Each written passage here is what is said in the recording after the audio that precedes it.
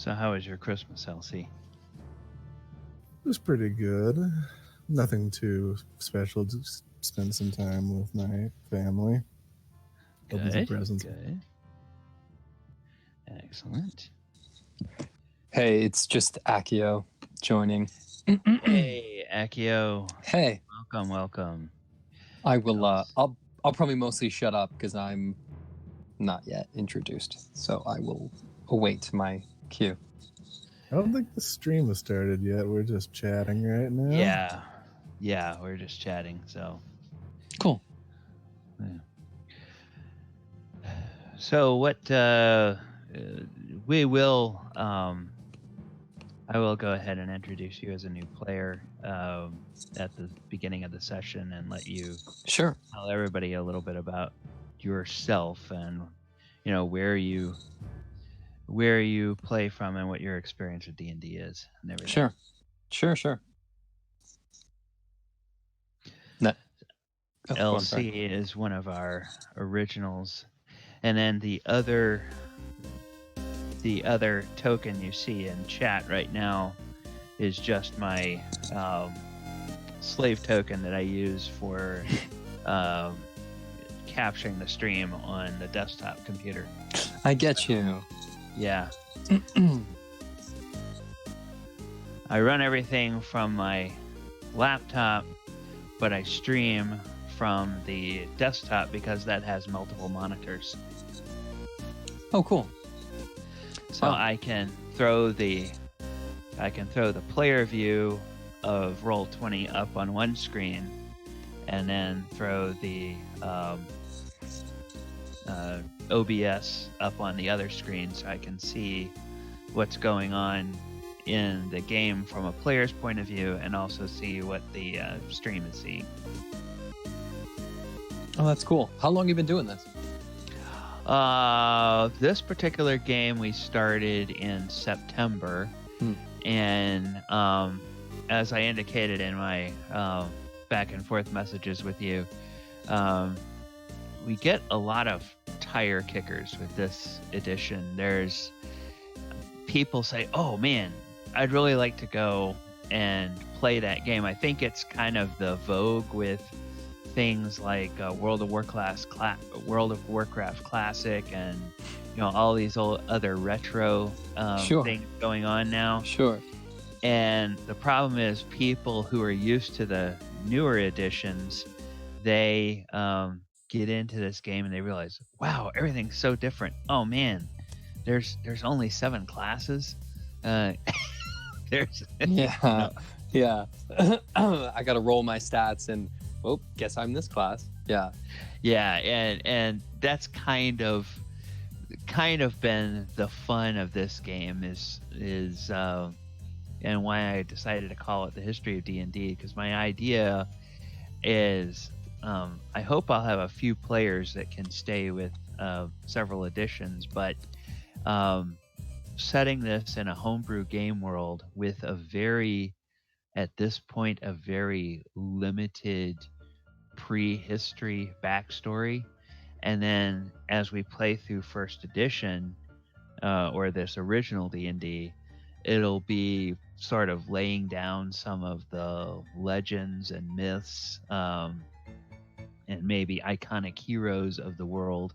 And then when we come back and play AD&D in the same game world, well, there's kind of echoes of some of what happened in the first game, and then just keep playing each successive edition in the same game world and sort of build up the history of the game world, kind of in a way that Wizards of the Coast has done with the Forgotten Realms, that as they release every edition and certain events happen, well, then you go and you look at a timeline of the Forgotten Realms and it says, well, this is what happened during the AD&D or during 2nd edition, 3rd edition, and so on and so on. I do find though that those these older editions where if you had a +1 or a +2 in your your main attribute, you were doing well. It makes for characters that you can. It's if you think of a Han Solo, or you think of an Aragorn. These, they're not like literally the most dexterous people on the planet or the strongest people there. You know what I mean? Like Right. they kind of make for more interesting, more rounded things by having kind of non-perfect stats. I think the fiction of the game, it's better informed when it's kind of done. Just a number of things that old school D&D does. Yeah. At the same time, I borrow heavily from some of the best DMs that have run games where I've been playing at their table, and they one of the things that an old DM back from AD&D days did is he said, people who are adventurers, they're usually a cut above the regular Joe. And so he had a way of sort of helping to skew the scores a little bit higher than average. And Hmm. I've approximated that when I do the rolling of the characters with this game.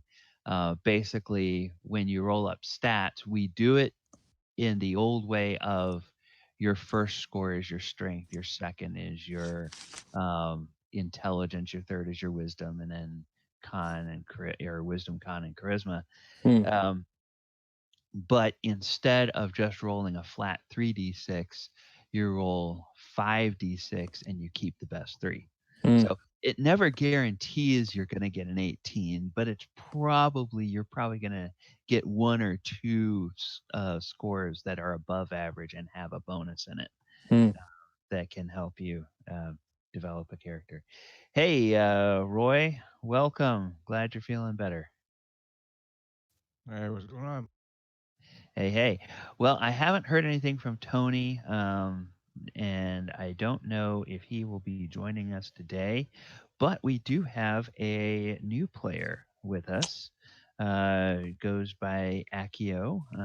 He is in Roll20 and he's on the Discord. And Akio, if you would be so kind, go ahead and introduce yourself to LC and Roy. Let them know a little bit about your experience with D&D, where you're from, how long you've been playing, all that kind of good stuff. Yeah. My handle is Accio, like the spell from Harry Potter. I've actually only been playing tabletop role playing games for like 3 years, really. And I started with in my opinion, egregious Pathfinder, and then I went to D&D 5th edition, and there was always something missing. I always would have these ideas for things and want to do things, and there was always something that just didn't click. And I think I eventually found that with a lot of classic and old school role playing games, whether that's classic D&D, like basic expert Dungeons and Dragons and various clones out there, or classic RPGs from around that era, but without a common thread of evolution, like the Traveler RPG, sci-fi RPG. So I might be, reasonably green to tabletop RPGs and Dungeons and Dragons, but my heart is in the right place. Well, excellent. Well, LC joins us from I forget where are you from? Is it Texas that you're in? No, I'm in Utah. Utah. Okay. And then Roy or Doc is from Detroit, and I am in the Orlando area. Oh, nice. Yeah, and I have been playing D&D since high school, which for me, high school was um, the original Basic Edition days, and I remember very fondly some of the earliest modules that came out in the late 70s, early 80s, and I have gone through most of all of the editions with different friends and different gaming groups. We played all the way through high school, all the way through college, beyond college.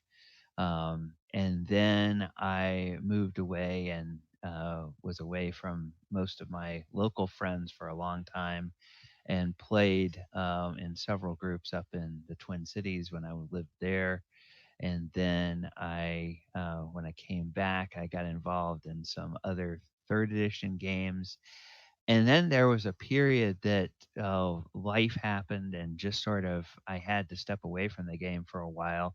So I almost completely missed playing the entire era of fourth edition, um, which is a very different animal from the other editions of the game, and really got back into it with fifth edition, um, doing a lot more DMing this time around than playing, both running games at local hobby stores and running games online. I've been running games on Roll20 for a little over a year, and I currently have um, one group that's with friends that we just kind of meet every other week, and we play through a campaign um, casually.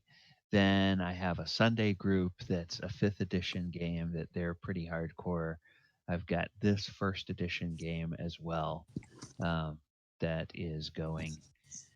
And then this year, I'm hoping to start up a midweek evening campaign. That'll be fifth edition, and it'll be the first thing we're going to do is run the essentials campaign, and I'm really trying to find people in that game that like to do a lot of role play, and so this game has some good role players. Everybody seems to be pretty strong with that, but my Sunday group tends to be there's a couple of strong role players, and then there's a few people that are like, I just want the next cool spell. I want the next bigger weapon. They're kind of running around looking at the loot and at the next thing that can go boom, um, and blow up a bunch of enemies, which is fine. But I have an idea for a homebrew game that I want to be. Um, I want to be set in the Forgotten Realms, and but I want it to be a very role play heavy uh, campaign. So I'm using this essentials as a way to weed out people that are looking for all the cool stuff, because essentials is very bare bones. And so far, the folks that have been attracted to that seem like uh, they're right in the bailiwick of what we're looking for. But we'll find out when we start playing. Speaking of starting playing, welcome everybody. This is the History of D&D. I am DM Galabond, and today we are joined by a new player, Akio, along with Doc, reprising his role as Devlin, and LC reprising his role as Siren. We may or may not be joined later by Tony playing Frodo. The last time we were together was at the beginning of December. Holidays happen and everything. And at that point in time, the party had finished cleaning out the top level of the moat house and had made their way down to the second level of the moat house. And down on the second level, they had uh, run into a they had run into an ogre by the name of whoops, that's not the right one. Um, an ogre by the name of, okay, page down. Okay, da, da, da, da. He had a cool name, Lugash. Ogre by the name of Lugash. And he was kind of suspicious of them until Devlin very quickly took out one of those black cloaks that they had found and threw it on and convinced Lugash that they were associates of Bargle. Bargle, who's sort of the local boogeyman and the bad guy, a magic user gone bad who has first recruited a bunch of monstrous humanoids and now has recruited a bunch of bandits to do a lot of the dirty work for them. Hence the need for people to go and investigate this old moat house and try to clear it out. Um, the um, Devlin in further gained the trust and the friendship of Lugash by going back to the pantry and getting a big barrel of salt mutton and bringing that over and giving it to Lugash as kind of a treat. And so Lugash sort of spilled the beans about um, some of the other things they would find down on this basement level. Um, and does anybody remember um, some of the things that Lugash said? I know it's been a long time, but since we played, but do either of you guys remember what he talked about I being think down my here? Discord died before I could hear that. Oh, okay. Doc, do you remember? I think that around the corner to the right from the door we were at, there was like some people in there. They didn't want us to allow us to go in there, but we decided to not go in there and save it for last uh, because because we may have to uh, find a way past my good friend there, Lugash. Okay. Okay. Yeah, he had mentioned something about zombies, and he had also mentioned something about soldiers. And he wasn't super specific about where those were, but he gave you the impression that there would be some of those hanging around somewhere, and that kind of makes um, some of your retainers a little bit nervous. I'm going to go ahead and um, bring us back to the map where we were, so that you can see this. All right. And I'm going to change on the. Okay. Change on this view. Okay.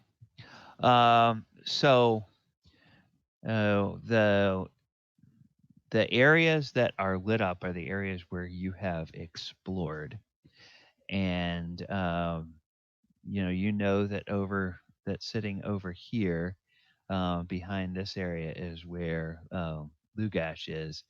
Now, Frodo took one whiff of the stench that rolled out of the chamber where Lugash was living, and he kind of doubled over.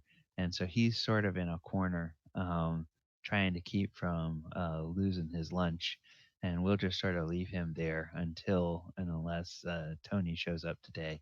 And so we'll just say that uh, he's kind of been overpowered. Um, Lugash seems very accommodating to the three of you. Uh, doesn't seem like there's uh, any anything going on, or doesn't seem like he's very hostile towards you.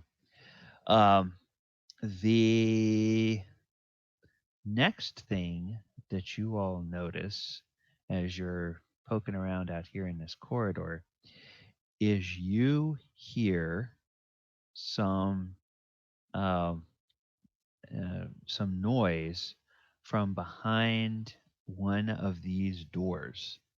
Um, see there's a series of doors down here along the um, side of the corridor.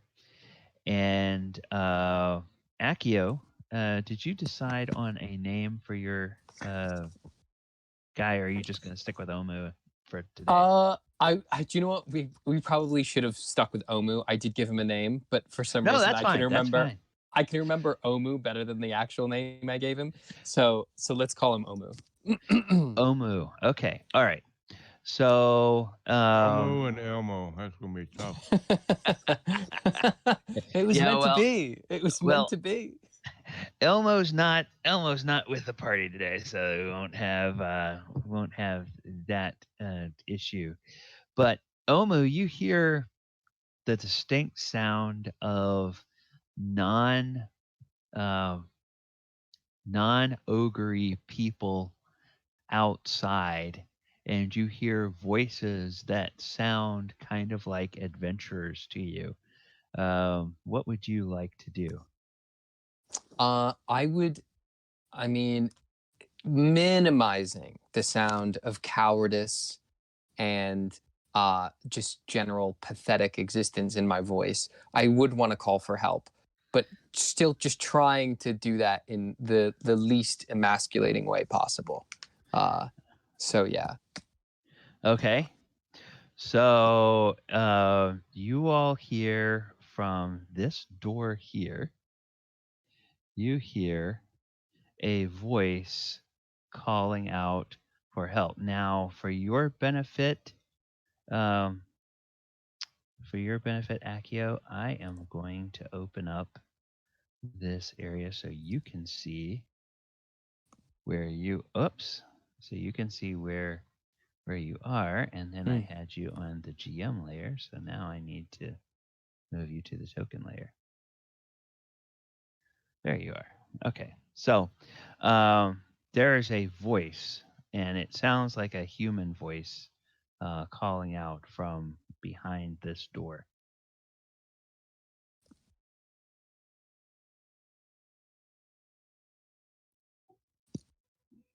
Devlin is like, hey, guards, go see what that is. Okay. Be careful, it might be a trap. He's going to stand over here and kind of lean up against the wall with his back against the wall, with his legs crossed, waiting to see what. Okay.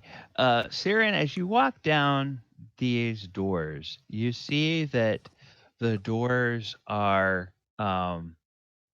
they're steel doors set into a stone wall, and there are 2 locks on them.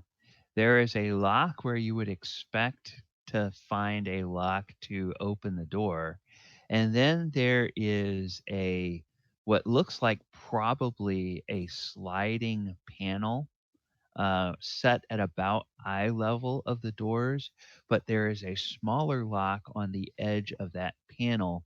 And if you try to move it, you see that panel is locked. Um, so, um, you know, based on the fact that you hear somebody crying for help, you probably would presume that this is where prisoners would probably be kept. And at least one of these cells seems to have a prisoner in it. This one down here. All right. Then, hey, Devlin, do you still have the key we had before? Or is it me that has the key? I can't remember who has the key to these doors. I'm not really sure. Let's see. Who has the key in their inventory? Let me take a look here. I hope it wasn't Frodo, because Well, if Frodo has the key, we'll just say that he gives it to one of you guys. But let me double check. Inventory. Okay. Nope. Not there. And Siren. Okay. Inventory. Okay. All right. It doesn't appear to be on anybody's character sheet, so let's just say Devlin. Would that be something that Devlin would take as kind of the key, or would he say that he doesn't need keys, so he would give the key to somebody else? Devlin is the kind of the grab everything possible. You never know where it's going to come in handy. Okay. So unless Siren, unless you really want it, we'll just say that Devlin has it, and so he can tell you that there's these what he's found on each of these doors. Very good. Hey, Sharon, you mind tossing me the key? You don't seem like the door opening type. I know you love to go in first.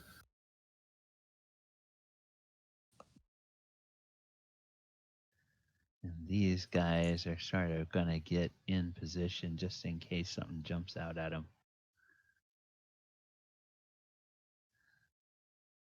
They've had their fill of things going bump in this place. So Roy, is Devlin giving Siren the key? Oh yeah. Okay. All right. So Siren, you've got the key now. All right. I'll go to the door I heard the call from and see if it can open up the lock to the door itself, not the slot. Yeah, you notice that the key holes are two different size, and the key you have looks like it's a size that'll fit in the main door lock, not in the little slider lock.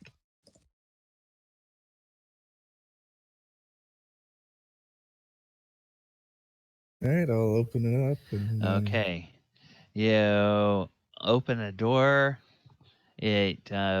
The key works very well. It looks like these locks are in very good condition, and they get used on a fairly regular basis.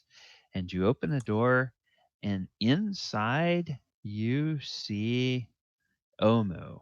And Akio, go ahead and describe Omu as you would like him to appear.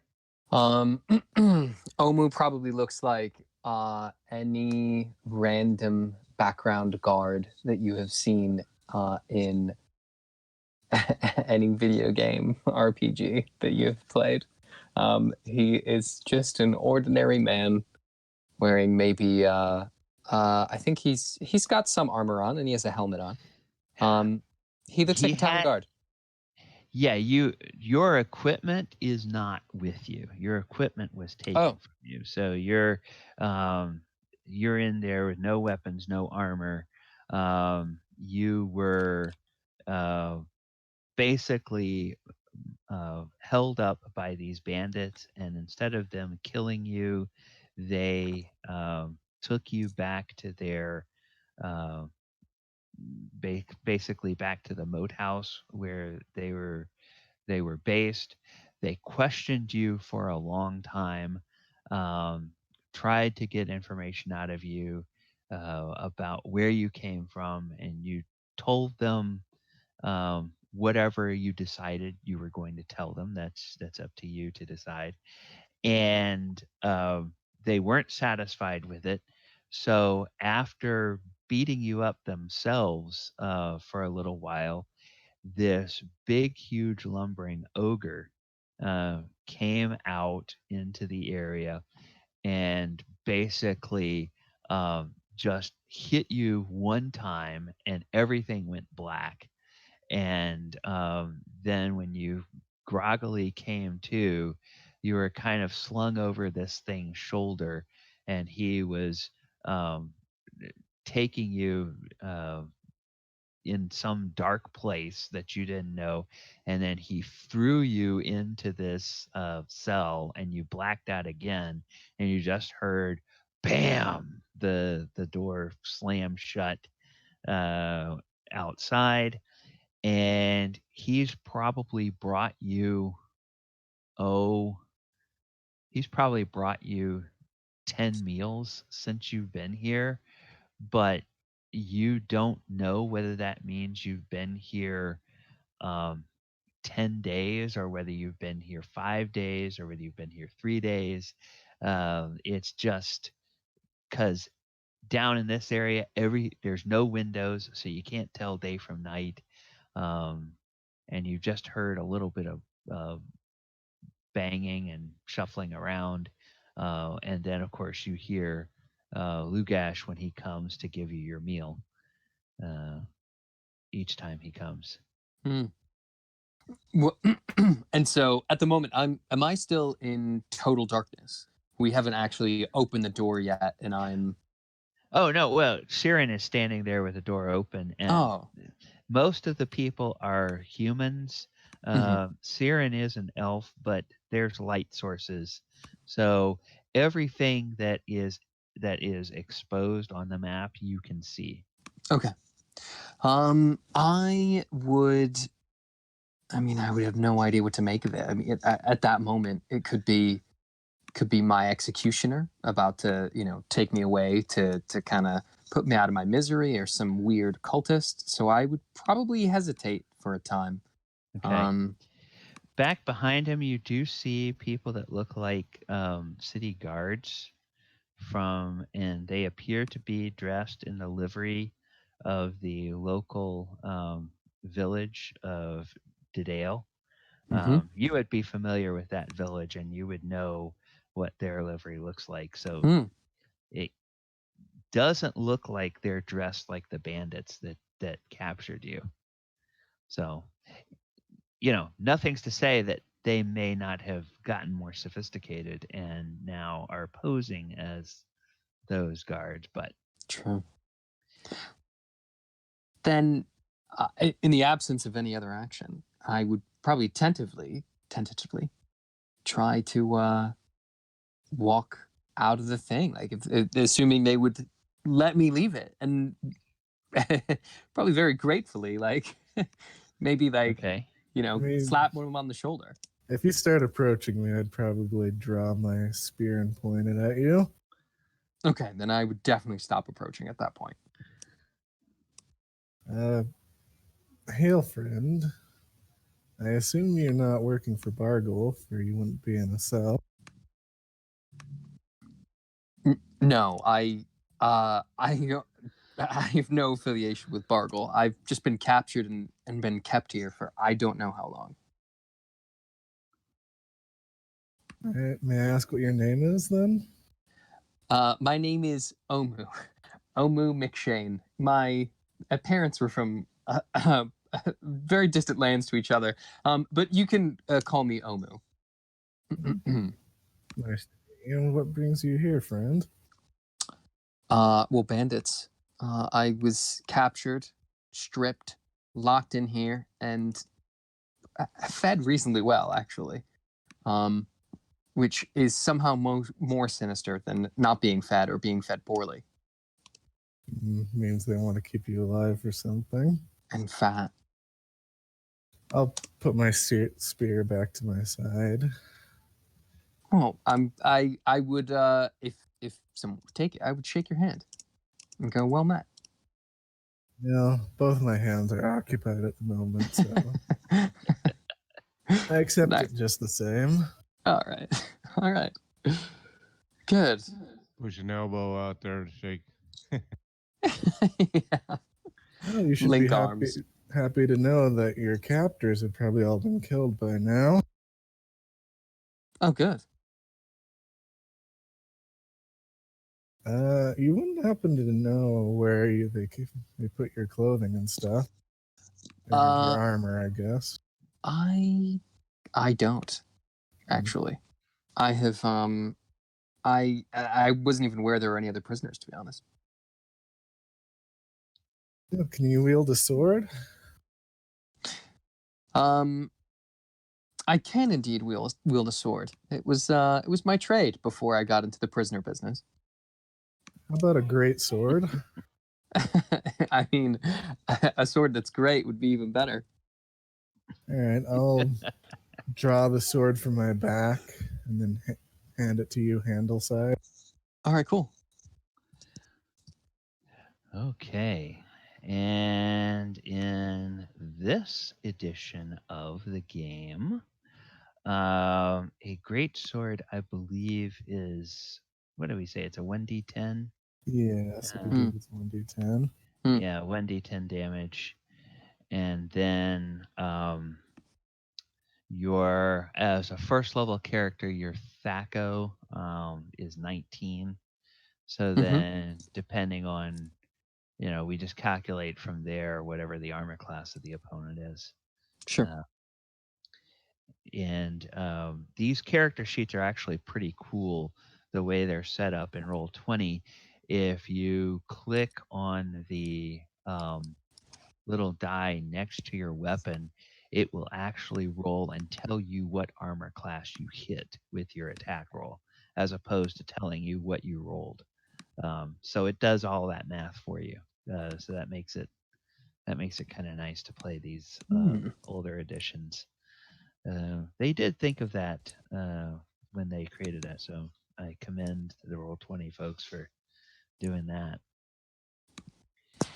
Now, the next question, Akio, can you move Omu around the board?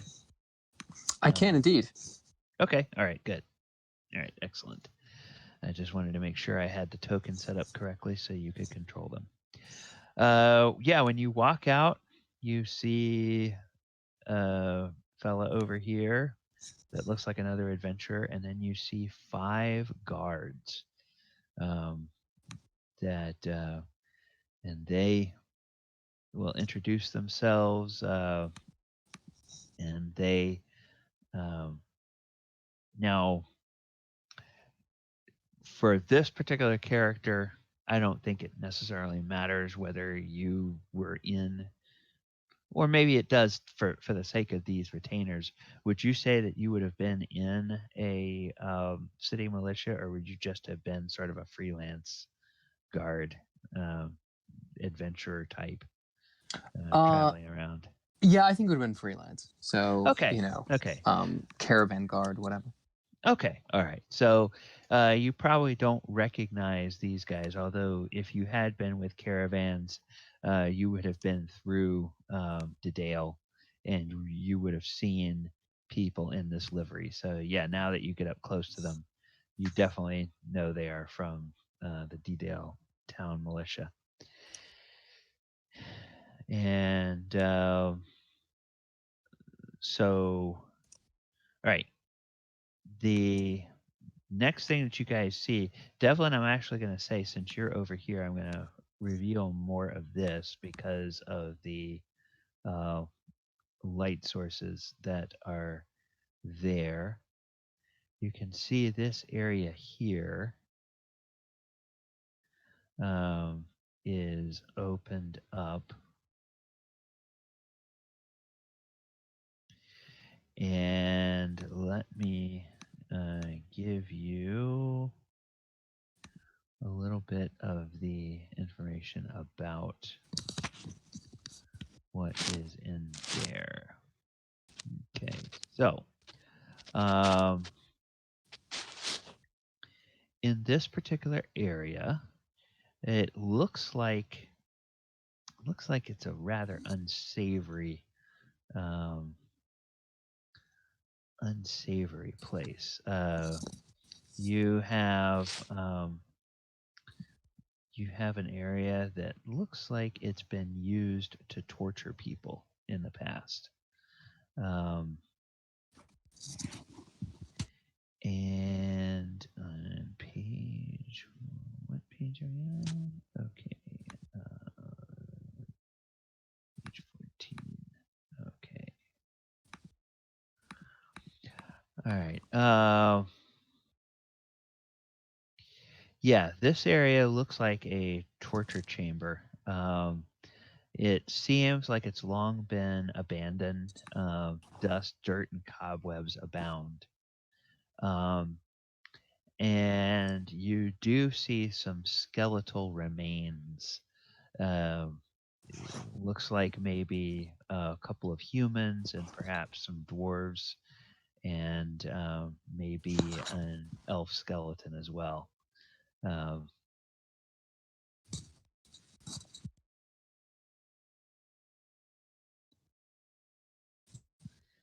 and you know, Omo, that you have never seen this place before. You did not come down here until the ogre went upstairs. So they did not use this area down here to torture you. But I do remember there was some kind of a thing where the people living below didn't know much about what was going on top, or didn't know who the people up there were, or something. well, there's the Lugash seems to be familiar with the bandits, although the bandits had never mentioned anything about the ogre. From Omu's experience, it seems like Lugash must have known they were there and not been, was not an enemy of theirs. They probably, knowing that an ogre was downstairs, they may have been a little reluctant to come downstairs themselves, but he certainly had no problem apparently going up there when it was necessary.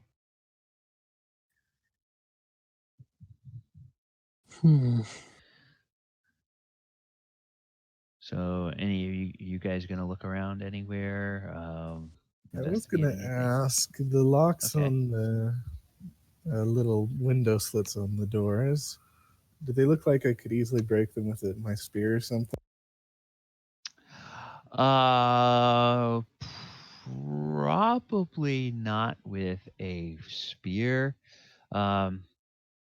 If you had a hammer or something, you might be able to smash them with that, unless Devlin wanted to try to pick the locks and open them, because you've seen him work his magic on some locks before.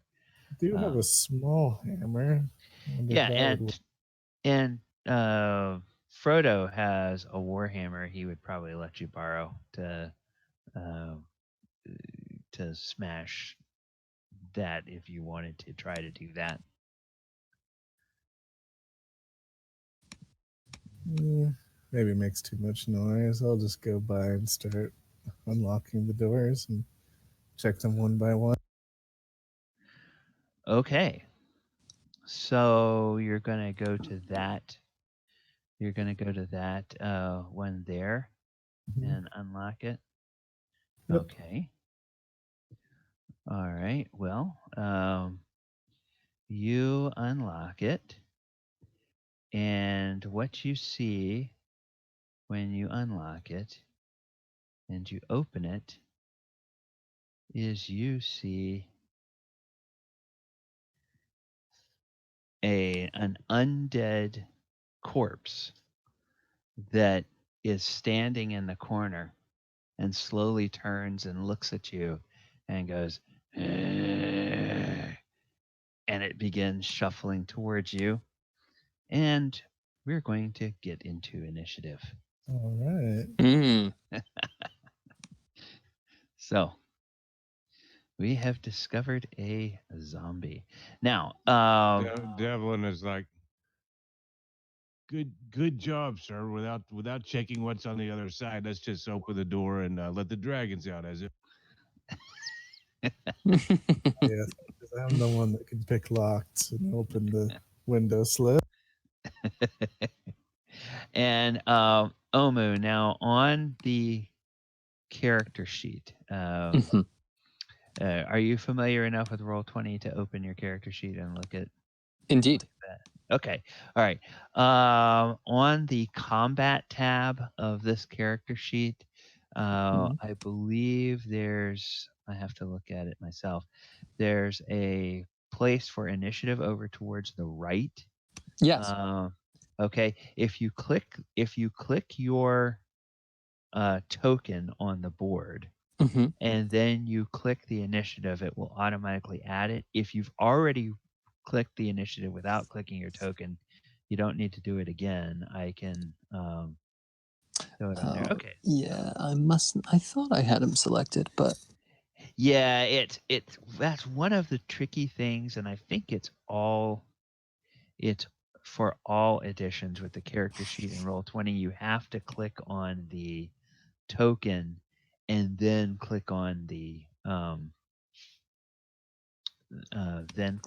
initiative thing. Yeah. All It right. may be for people that have familiars or, I don't know, a necromancer with a horde of undead. Yeah. Yeah. And Devlin, remind me again, what's your dex? Your actual 14, dex score? 14. And Siren, yours is 14. Okay, so then this zombie. Now let me. Actually, it's 16, my bad. Okay. Yeah, I thought 14 was a little low for you, but okay. Then let me take a look at Mr. Zombie here.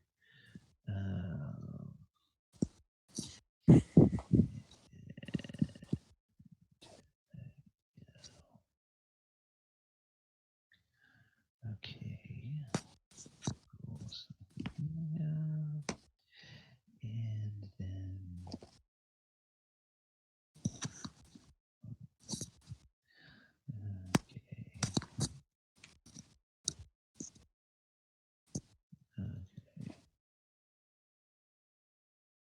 okay. All right, come on. Zombie. There we go. All right. He has. Okay.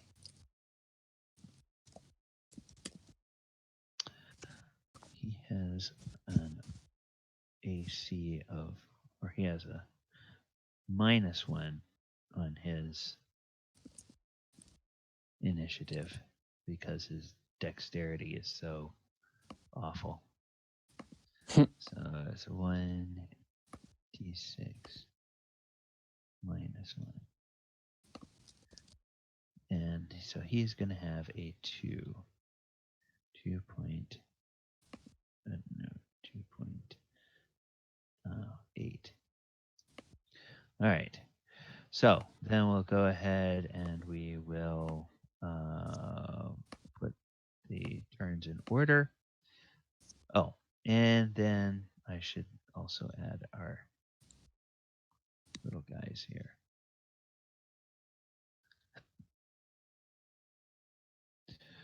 We'll give them turns and we'll just say what we'll give them all the same initiative for today.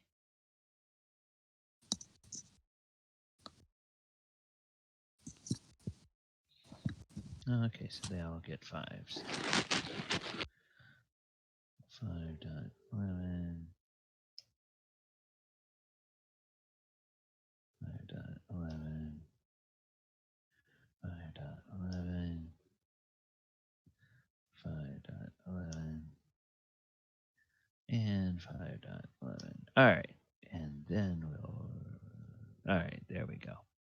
So you are still first, Devlin. What would you like to do? You can see a zombie in the cell. Well, he would like to cordially introduce the goblin to the taste of a cross. Okay. All right. I'm going to say that Siren kind of is standing beside the door as he opens it. So he's not obstructed from you. You have a clear shot at him. So go ahead and roll an attack roll, and we'll find out if you hit. Okay. Let's hit armor class 15. Okay. That doesn't quite hit the zombie. The zombie is surprisingly a little bit more dexterous than that. And so he manages to and just sort of ignores your crossbow bolt. He seems pretty fixated on Siren, who's the closest thing with living flesh. And did you want to move at all, or just take your Yeah, shot? he's just gonna move where he's got a better. Okay. Of So- course, that's the only reason why Devlin would ever miss. Okay. So, the sign over here, he's like, uh-oh. He moves over. He takes a look. He says, "That thing's dead."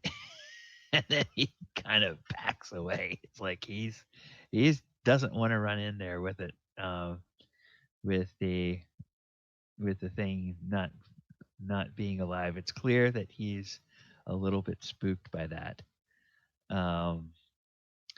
And basically, Earthart is the leader. So on his turn, he is going to ask all of them to take up defensive positions, and they are going to basically um, get over here so that they can be ready if that thing comes out to attack it. And they all have their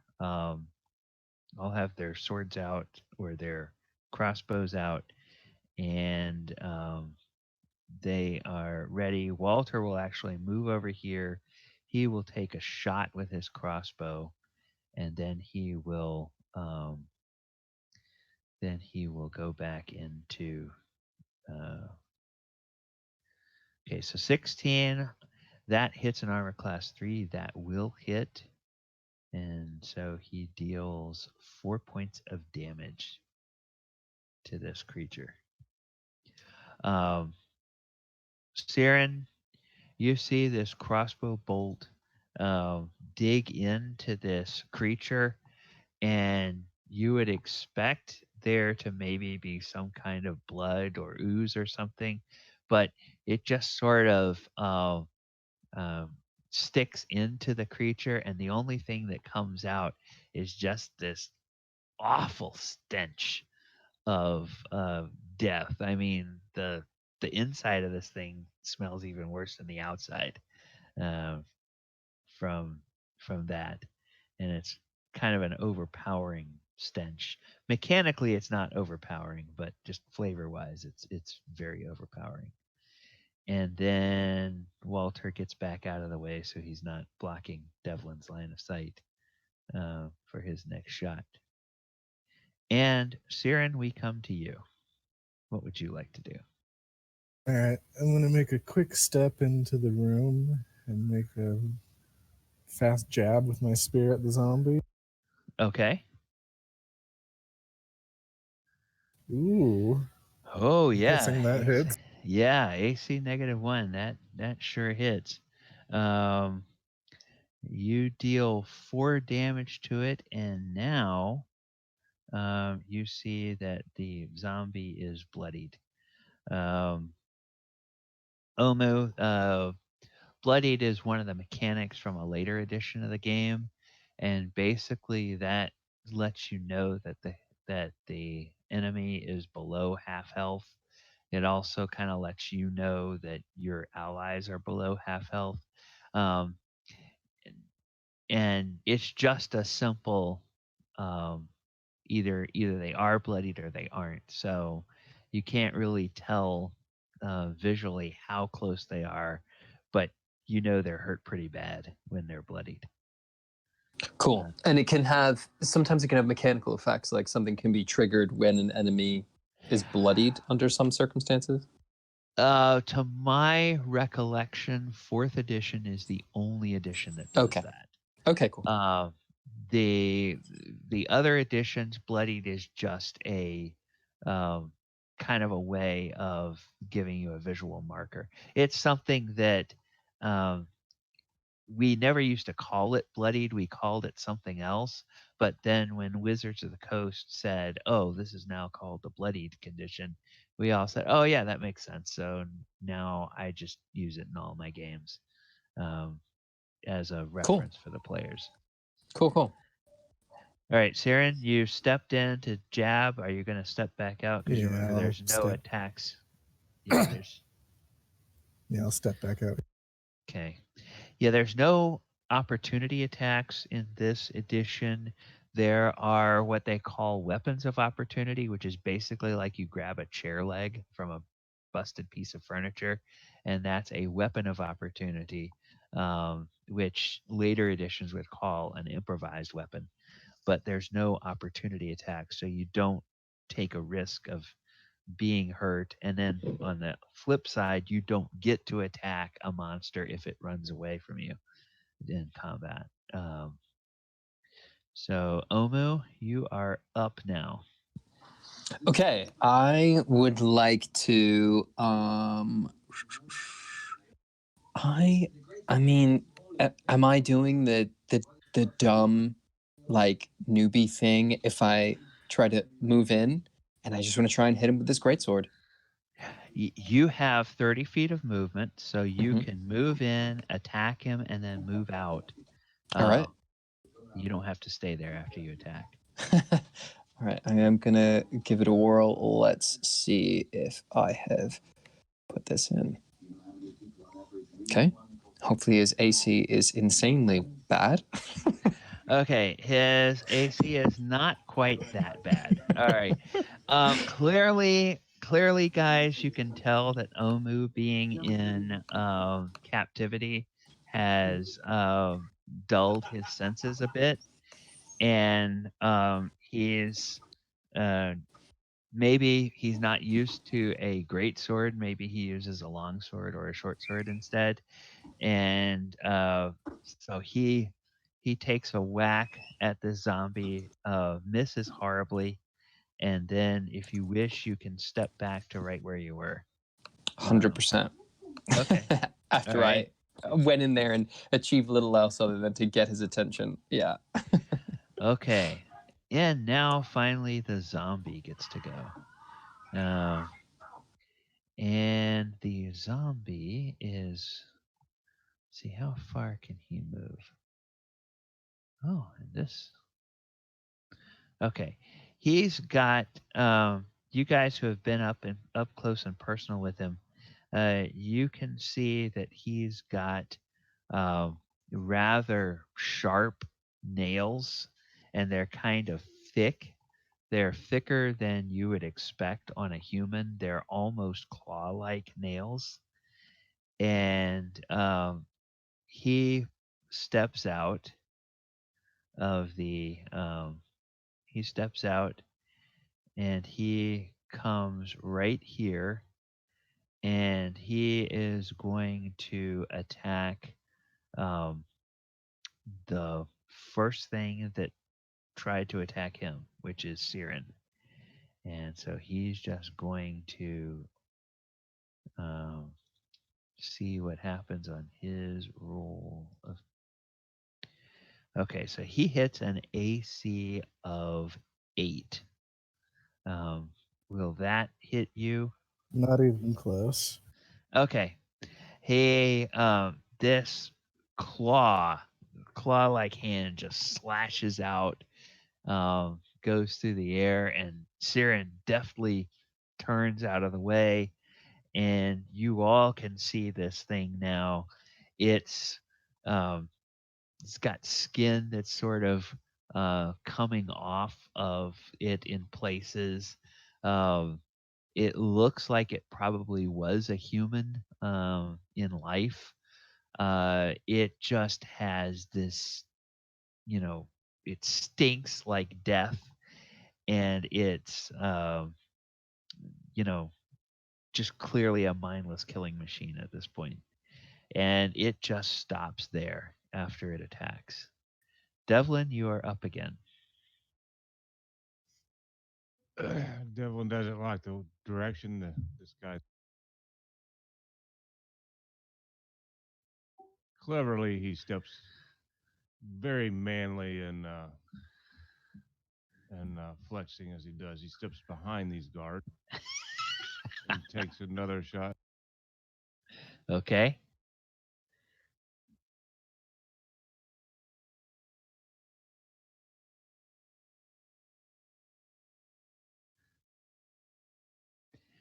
AC 9. Oh, okay. You graze this thing with your crossbow bolt.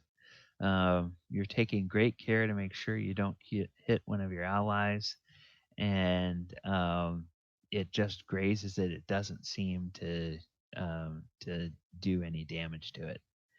Are you going to stay there, or are you going to retreat to a more manly distance with your crossbow?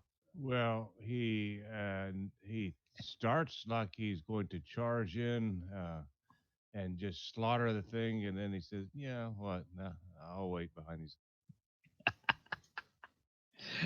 Okay.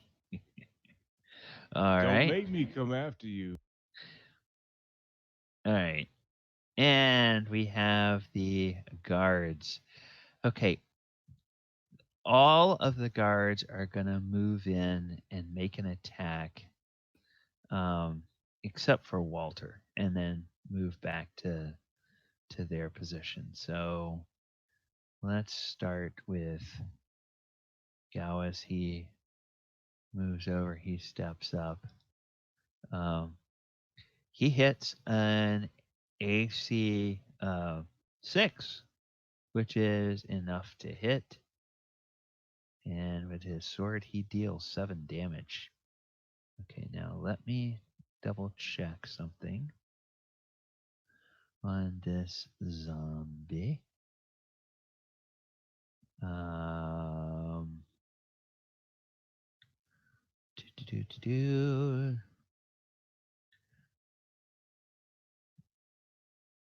Nope.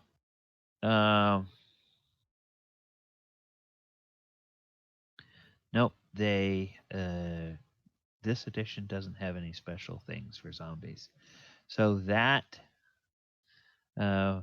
blow will in fact kill it.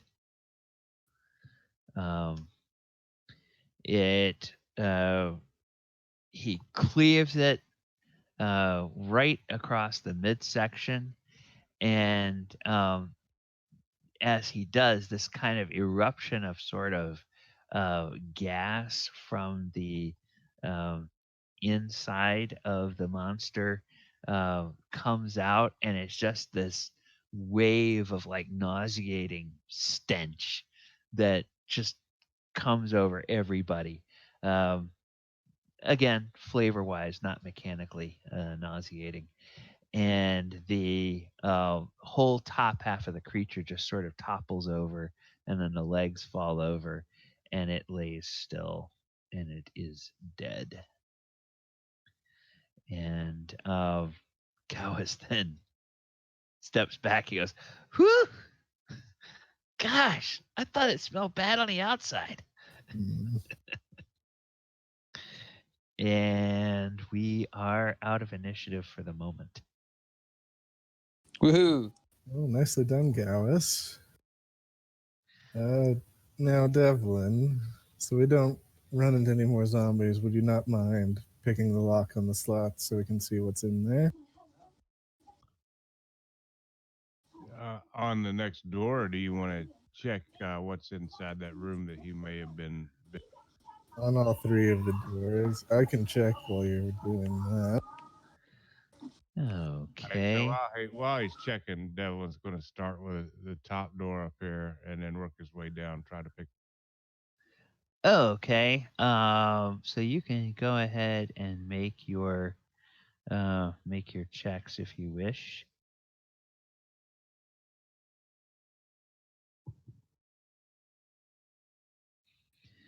Oh, no, wait a minute. I have to make your checks for you. This is first edition. Never mind. Okay, so class skills. You have a 15% chance to open locks. So we'll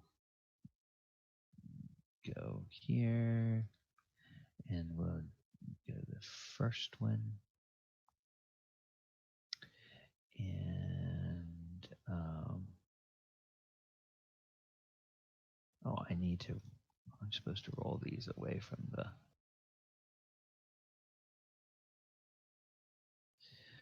roll these behind the screen. Okay, the first one, it does not open for you on the first try. On the first try, the second one does not open for you.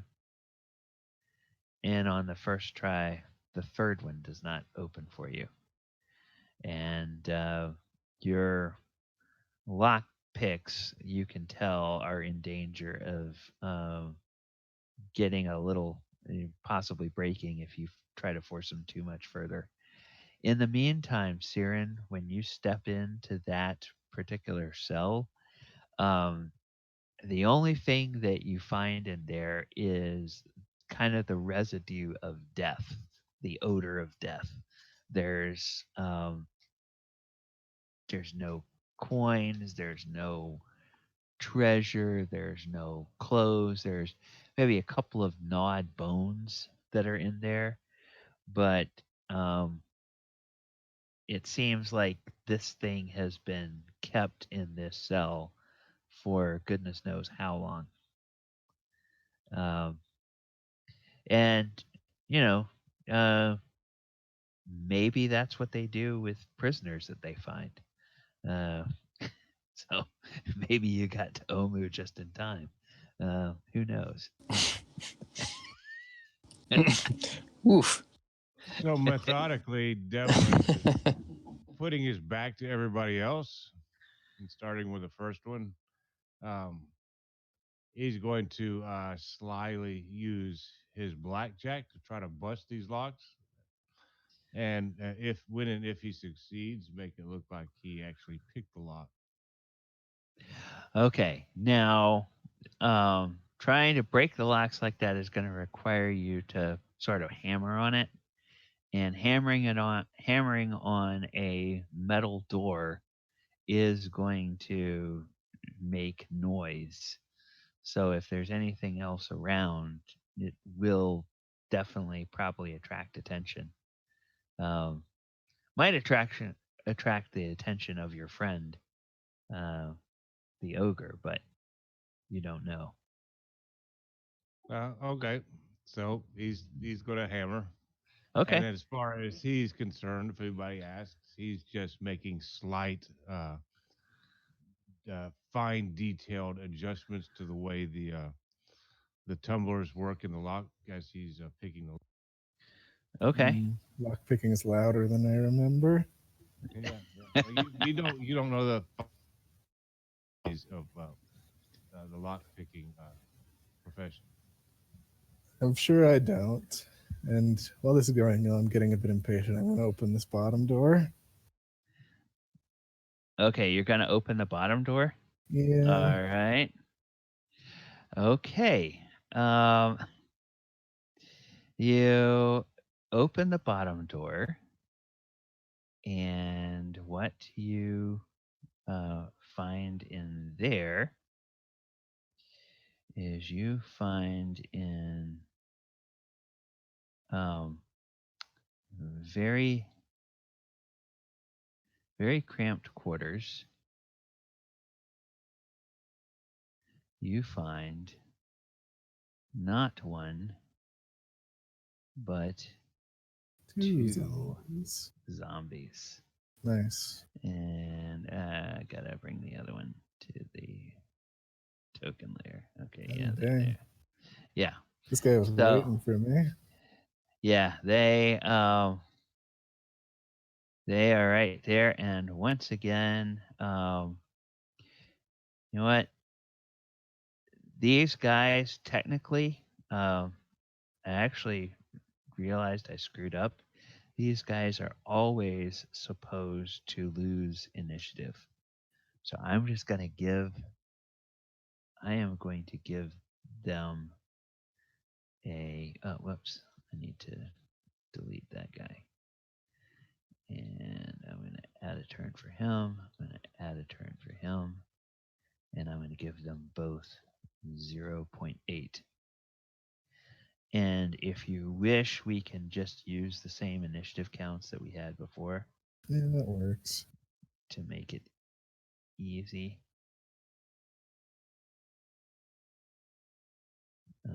For everybody else.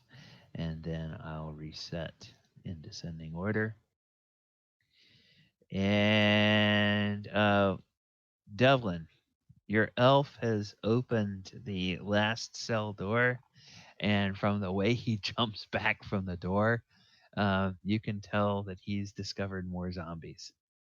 Yeah, just keep lock picking, Devlin. I got this covered.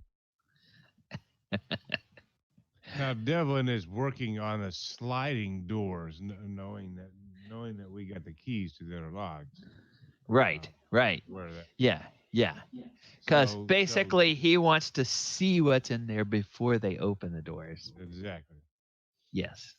So Devlin looks down, and goes, "Righto, Olap, you give him hell," and he keeps on working. He's taking a big whop at this luck on his top. Okay.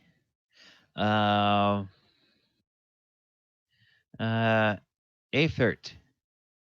And he tells the rest of the men, get in position, get the crossbows and swords ready.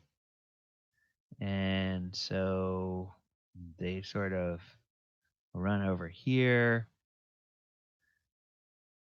and he comes over here. They kind of all get back in this area, and two of them, I'm gonna say, are gonna be able to take shots with crossbow. First one will shoot, and then the other one will come, stand in front of him, and shoot.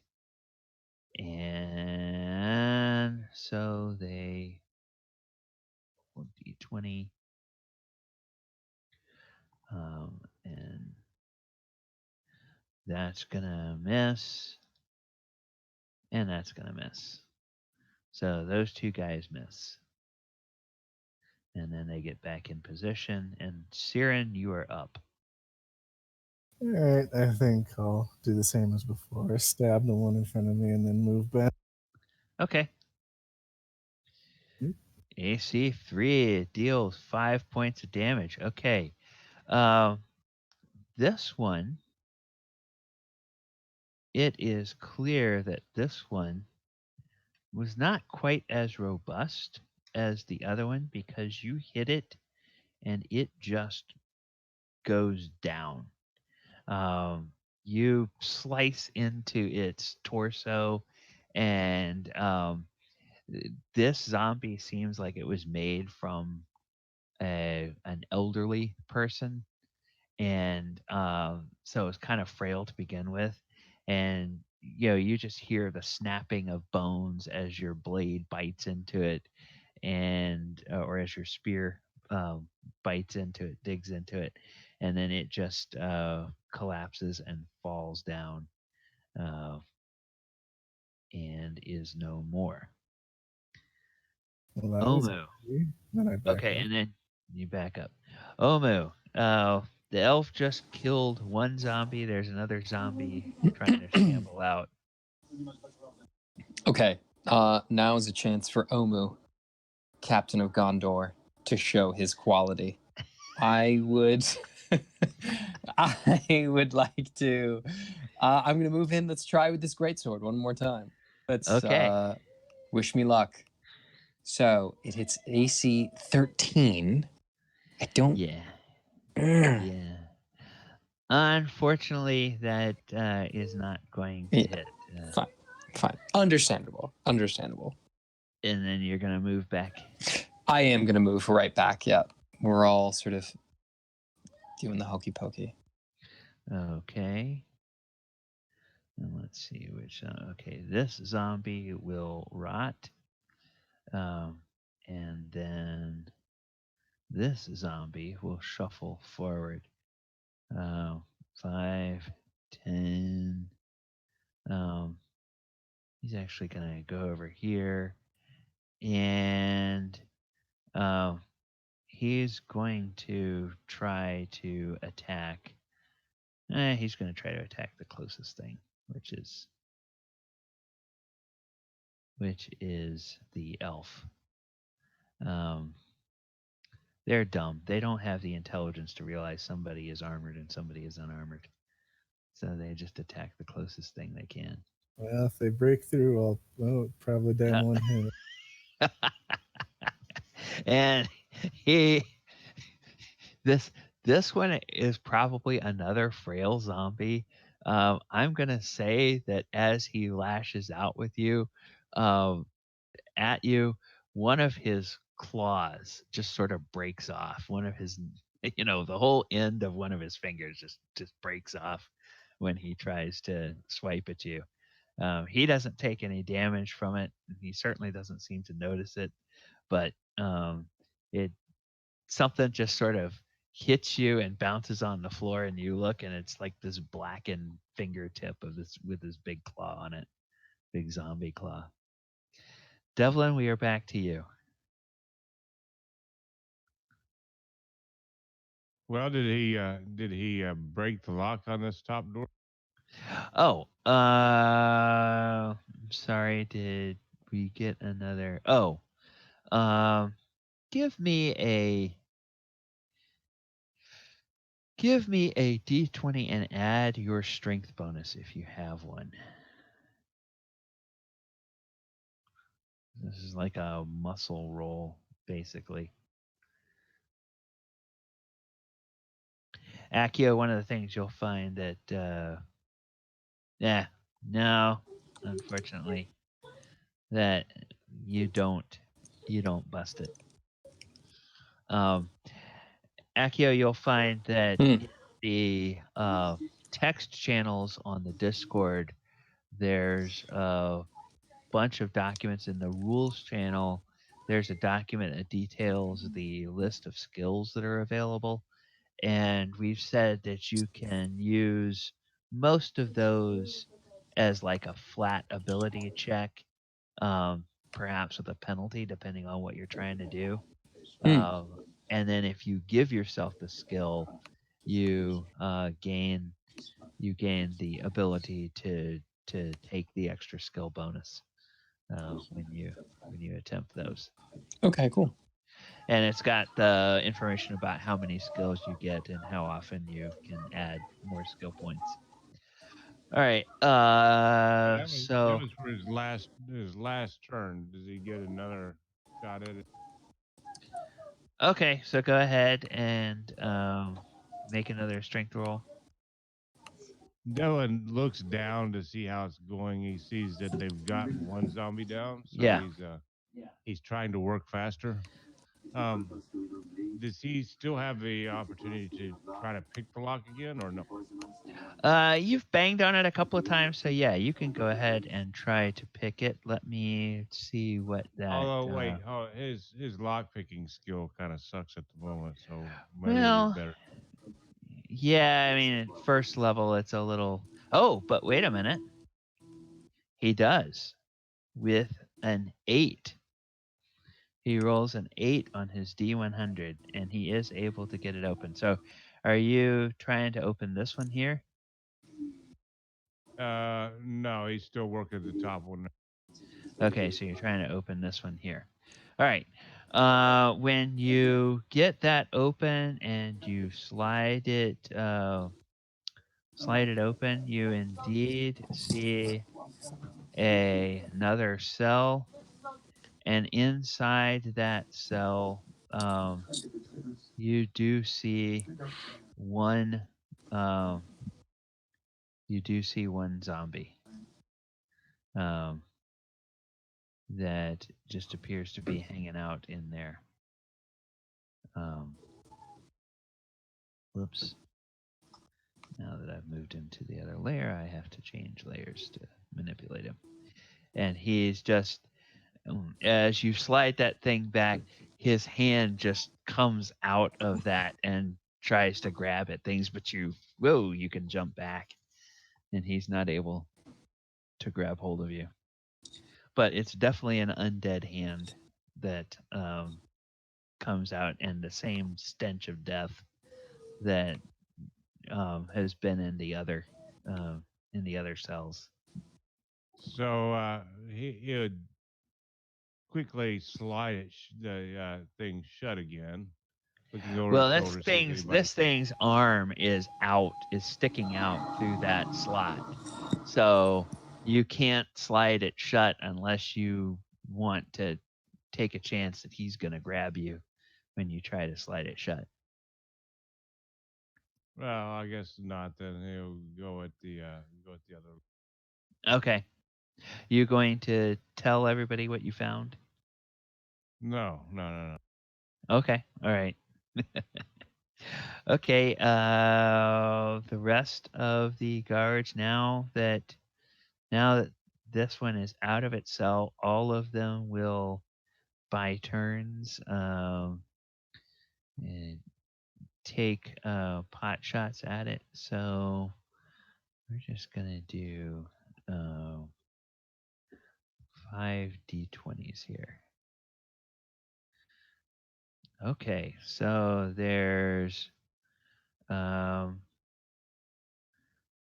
2, 3 hits, and in this edition, there's no critical hit. There's not such a thing as a critical hit in this edition. However, there are some monsters that when they get a natural 20, they do double damage because of their size or their strength.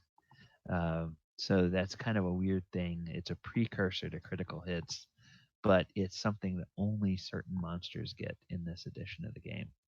So then we're going to do 3d8s and see if they manage to. No, 3d6s for their crossbows. See if they manage to take it down. Yeah, 1, 3, 4. So they deal 8 points of damage. And actually, it's that third crossbow bolt that hits it that takes it down. And it falls on the floor, and it is now dead.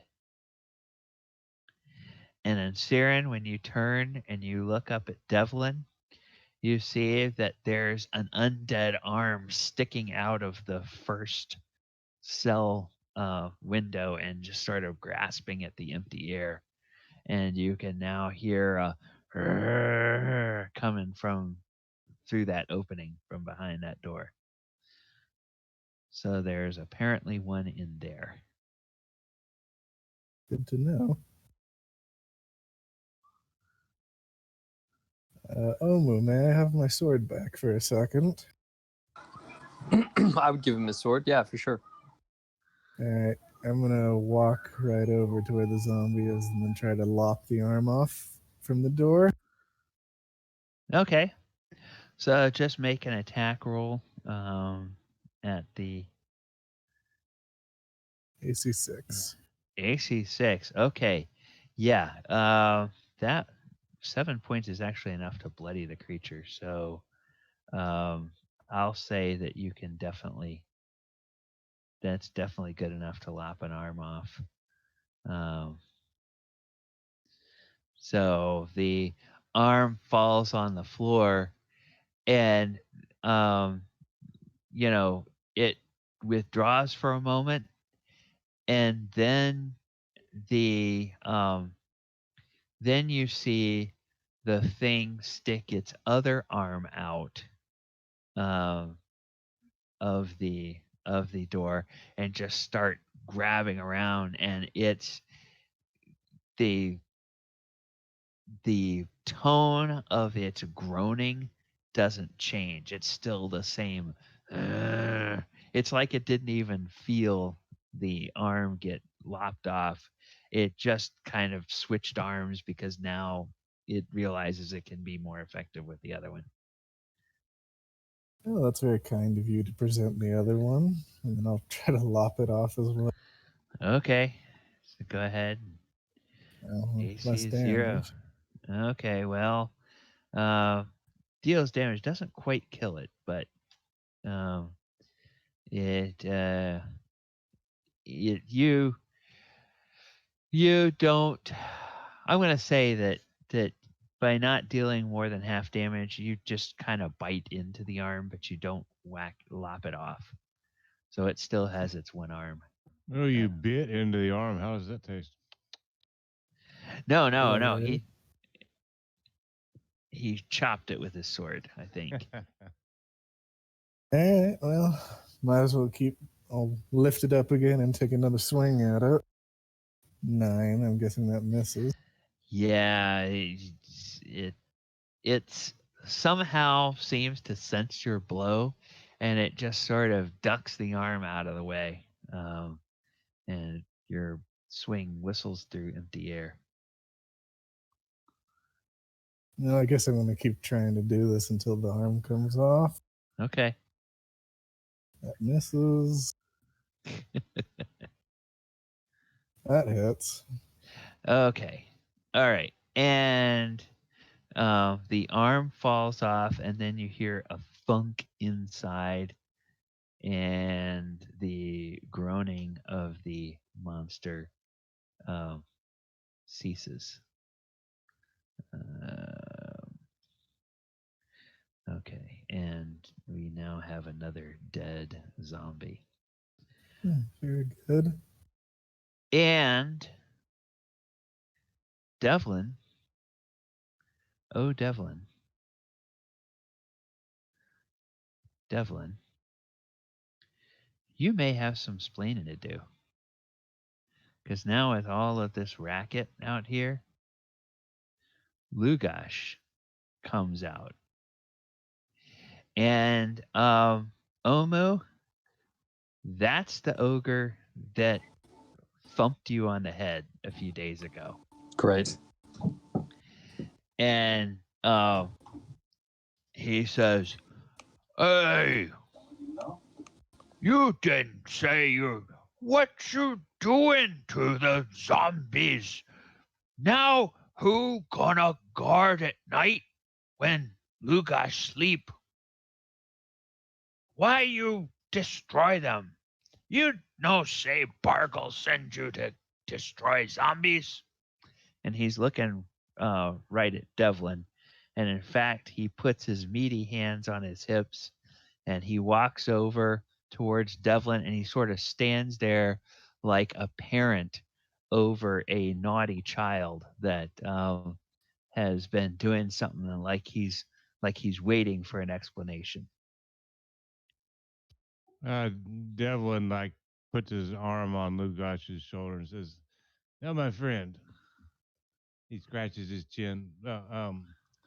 They, the higher ups, as it were, received word that they were stealing your food, and we couldn't have that. So I volunteered for us to take the guard at night. We will be doing the guarding at night for you, and as disciplinary actions, we are to terminate the employment of these greedy, hungry creatures. That we make sure that your food is protected because we know how important that is to you, right? I'm going to hand the Great Sordomo and say, you're going to need this in a second. Okay. Let me take a look at your character sheet. I feel like this is at least worth a charisma check, depending if you have skills. Okay, yeah, you got the stealth. Okay, I think that's worth a charisma check to see if you can bluff this guy into thinking. So go ahead and roll a charisma.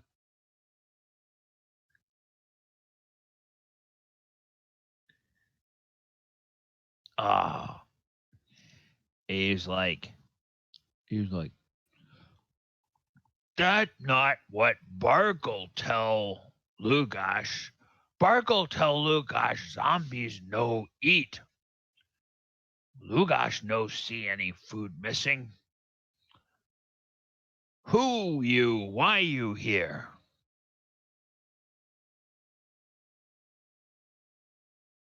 Now, my friend, didn't we just feed you earlier? Why are you so distrusting of us? We are only doing your bidding and helping you with your job.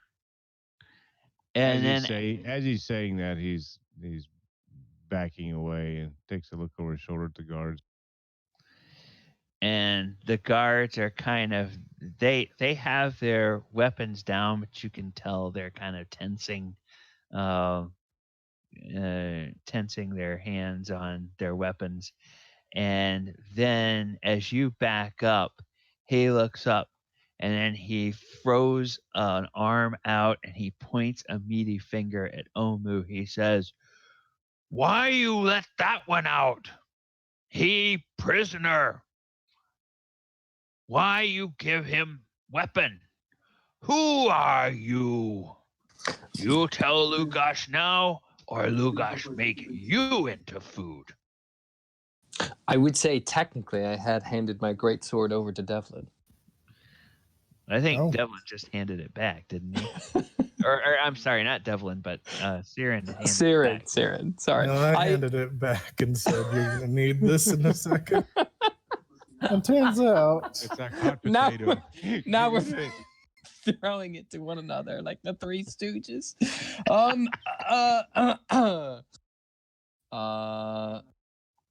Well, Lugash, this isn't a weapon. This is it's just an ornament. It's far too small to be used as a weapon.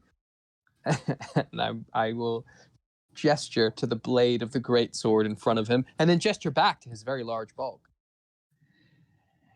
And I'm Well, gonna ask you to make. Okay, Okay, go ahead. No, but what were you gonna say, Devlin. Devlin? Devlin was going to go. Oh, okay, big fella. Just to show you we're your friends and everything. Until you talk to your superiors and make sure that all this is on the up and up. To check my story, we will agree to go into the cells right here. You know these here.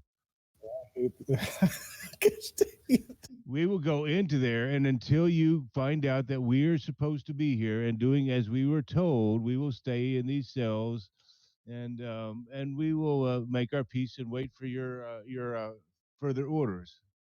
Is that capiche with you? Of course, I'll have trouble feeding you any more food until you come up with the answers. Okay. He kind of scratches his head.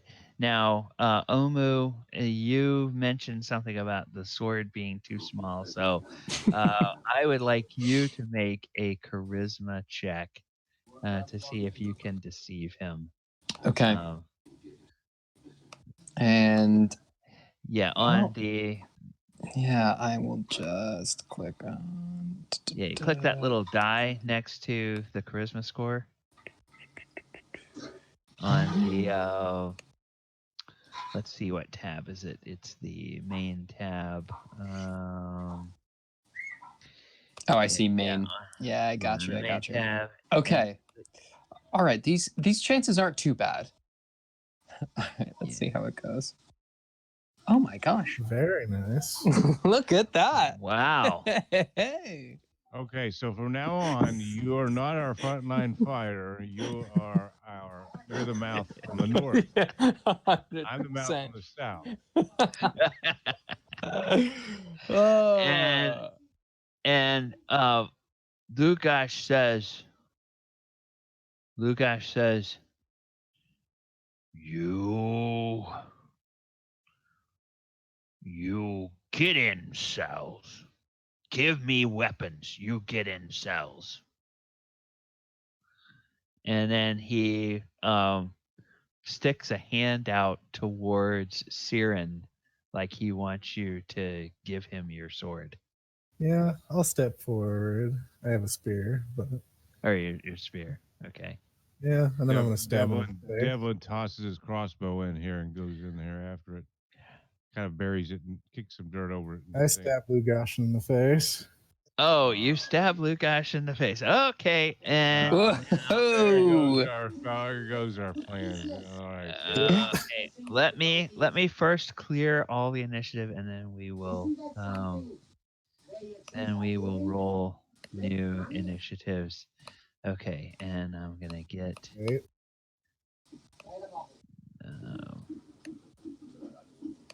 Okay.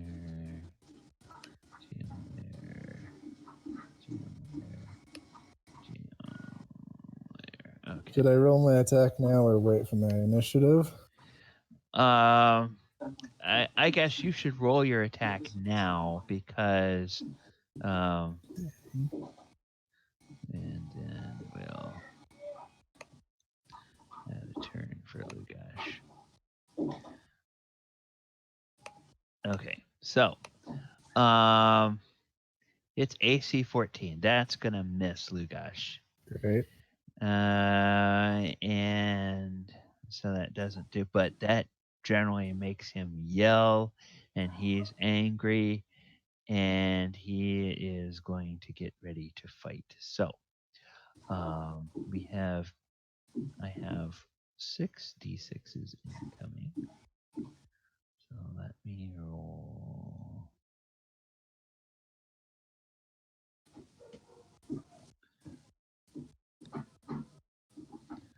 Okay, so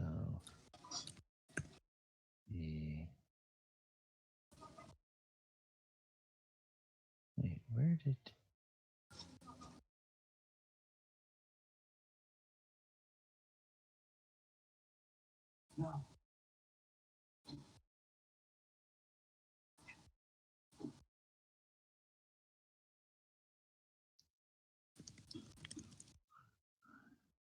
okay.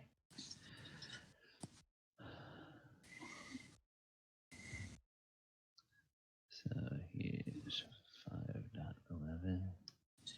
All right. Omu is 1.11. Then I'm just gonna do 5d6 for our 610. Okay, so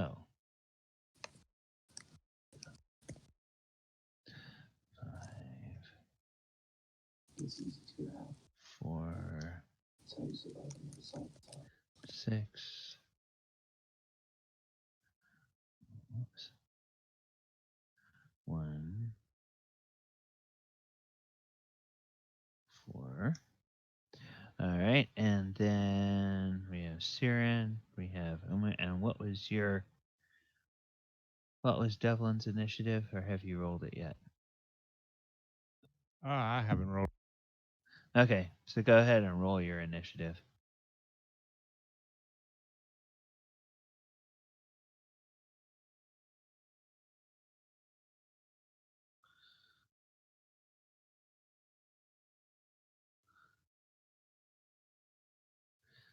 Eight.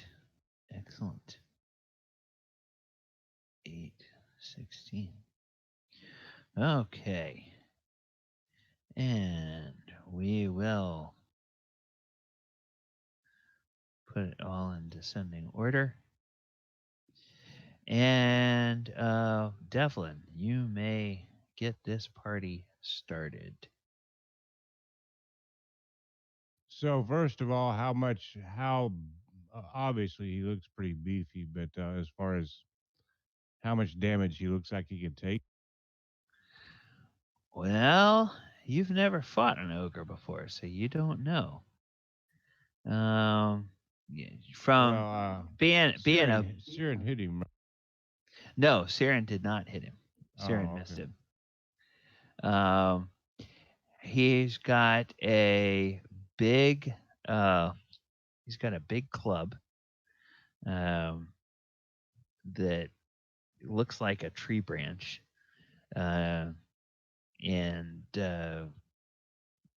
he seems to wield that just with one hand, and clearly it looks like it probably weighs, his club looks like it weighs about as much as Devlin does, and he's holding it with one hand rather easily. So um, you could surmise that he's probably a pretty tough customer when it comes to the amount of damage it'll take to bring him down. He's around 9 feet tall. He's wearing animal skins for clothes. Um, Greedy, dumb, um, and basically uh, he's just like Lugash smash. That's sort of his mo. So Devlin yells at Lugosh. He says, "Yield, we are friends." And he does. He takes a shot with his crossbow, but he's trying to convince him to back. Okay. Hey, we're friends here, but I'll shoot you. Well, it's better than nothing. I mean, Yeah. Hey, that AC 16, that's gonna miss. that was his warning shot across the bow right there. Ah. Okay. Well, Exard is up next, and Exard is going to um, step up 10 feet, raise his crossbow, and shoot over Siren at this guy and uh, see if he can hit anything. 15, that's going to hit an AC 5. And as it turns out, AC 5 is exactly what he needs to hit. No, I'm sorry, that hits AC 4.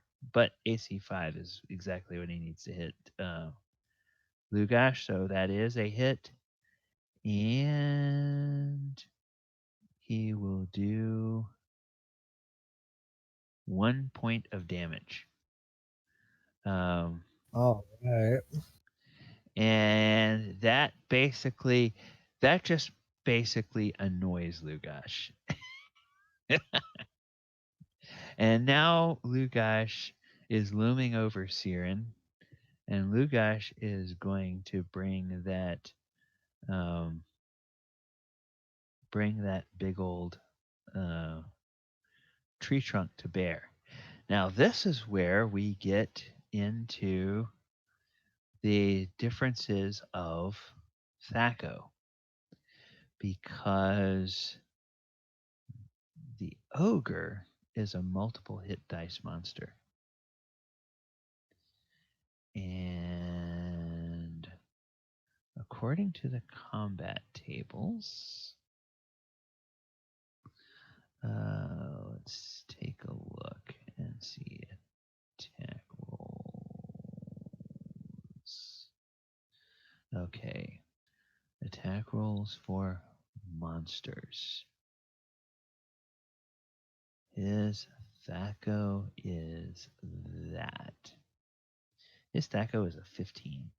Oh, good. So then he Oh, good. rolls a 7. So that means he hits an AC of 8.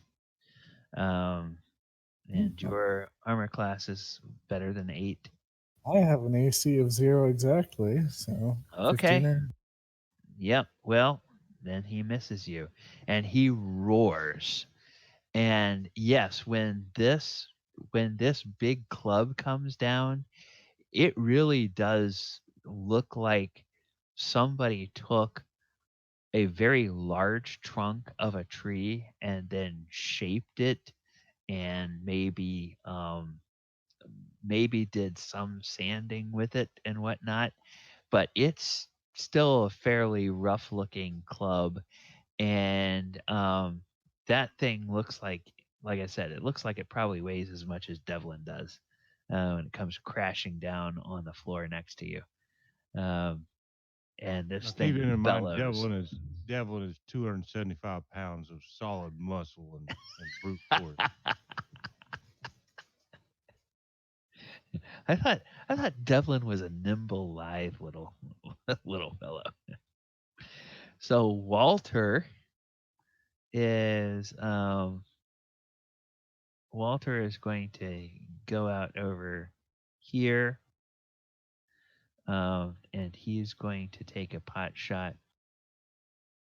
Oh, that's a 20, Ooh, and so that's a hit, and he will also do 1 point of damage. my goodness, we're all dead. Okay, and then he steps out of the way, and then Aethert. He will move up and he will take a shot, and that's a miss. Gowis will come over here and he will take a shot. Oh, that's another 20. All right. 6 points of damage. All right, there we go. All right, and that one hits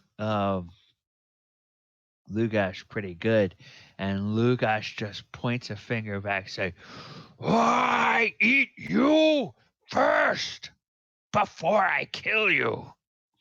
And Siren, you are up. All right, I'm gonna take another quick jab at him, trying to do what I can. Yes. Okay, -5. Okay, so 5 hit points. And with that spear shot, Ooh. Lugash is bloodied. Now, Lugash is supposed to make a check here.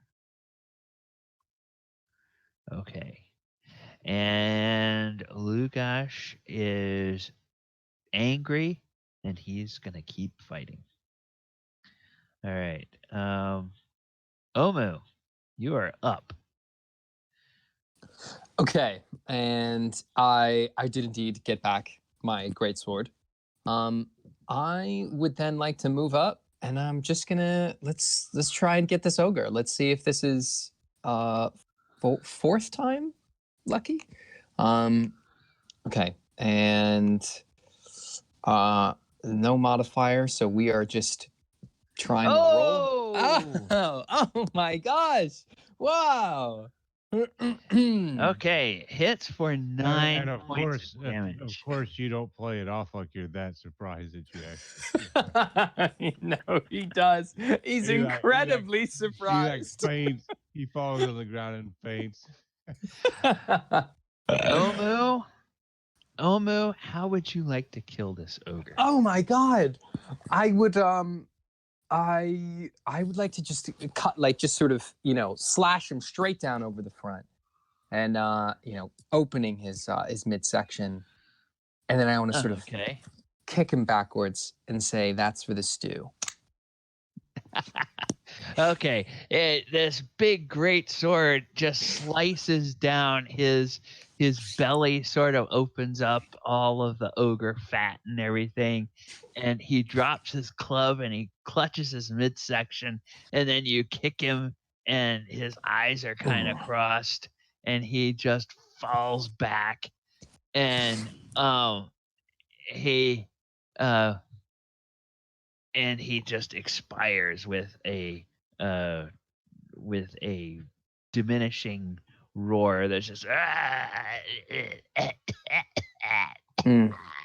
coughs up blood, and then he lays still, and you all are victorious. Hooray!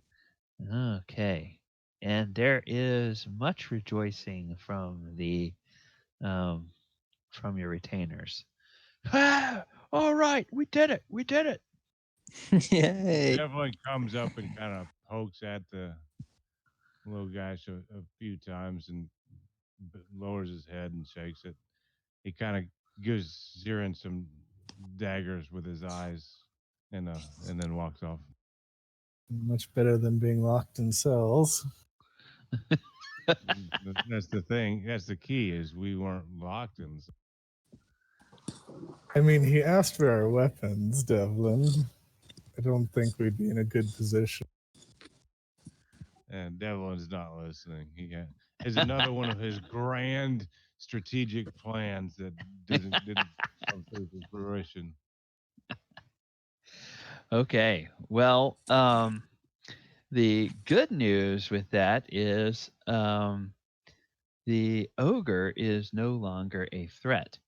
The other good news is that we've reached about the halfway point of our session, so I think this is a good time for our break. I have 1:47 my time, so let's come back at the top of the hour, and I'm going to go ahead and put the break music on while we're on break, so you guys can mute your mics if you will. Cool. And you may want to take your headsets out because I don't know how loud the music is on your end. All right, and we'll be back at the top of the hour.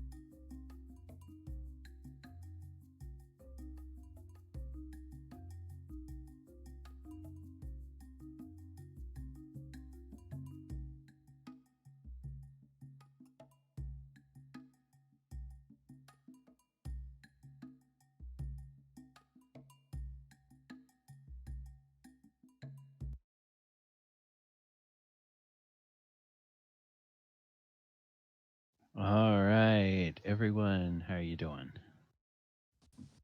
I'm good. Good. Are we all back? Yep, I'm here. Okay, excellent, excellent.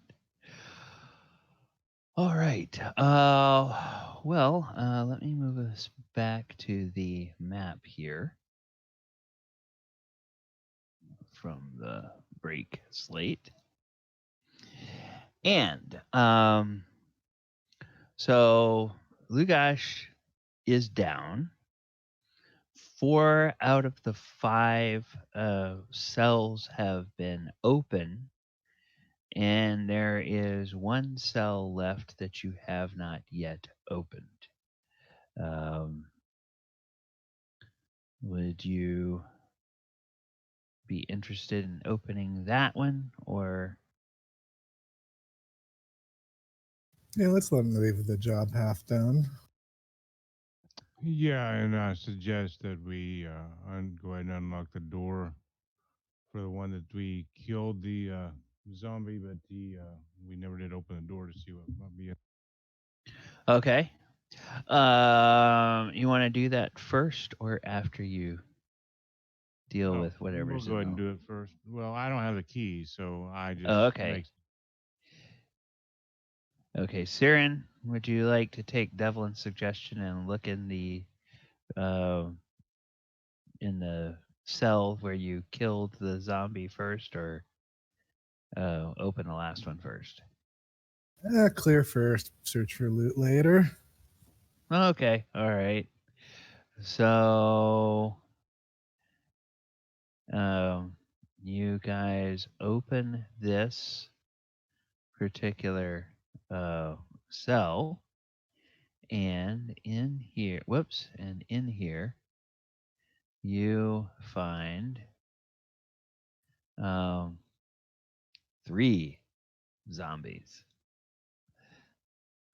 And those 3 zombies will all there. And so we'll have another initiative. Now, depends. My method was opening the sliding door or sliding little door first. I think Unless Siren had the has key. taken his ultimately wise approach in just opening the doors as she'd been doing. So Yes, my wise approach didn't attract an ogre towards us.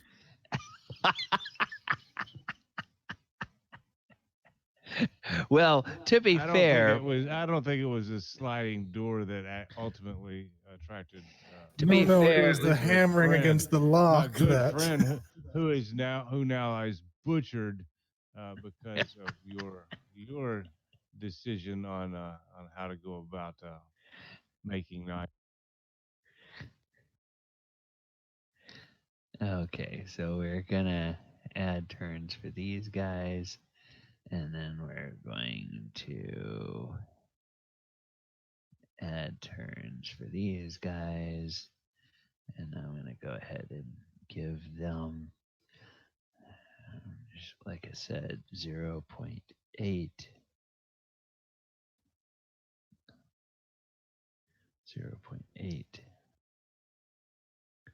0.8. Okay, and then I'm just going to do 1 initiative for the guards.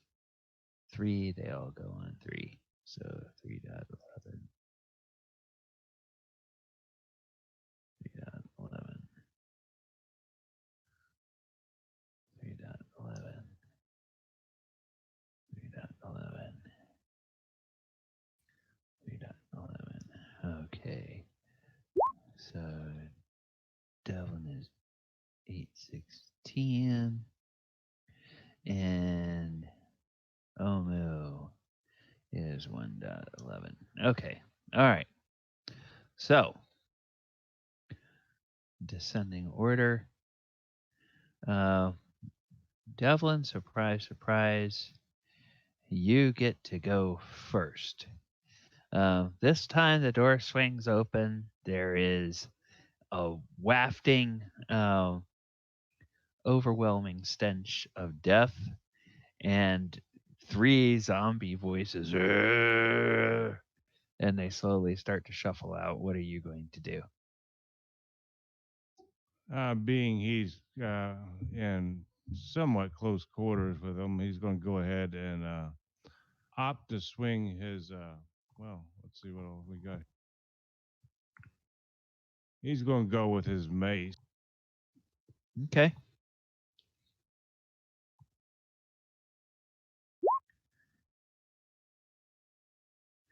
Armor class 18. That's not quite going to cut it. And then you're going to stand there, or you're going to back away. He's going all the way back over here. Okay. Examining the room as he's running into it to see if there's anything handy left. Okay, well, we'll get to the checks on that in a little bit. Siren, you are up. Yes, I'll take my jab at the closest one to me. Okay. Ooh. AC 5, and you deal 7 points of damage. Well, 7 points of damage is enough to bloody this guy, but he seems kind of a tough zombie. Oh dear. And he's got tough leathery skin, and it's kind of meaty. He looks like this zombie was in life was a rather muscular, active man, and so he's and then And then I'll back up. okay. Your guards. Well, he can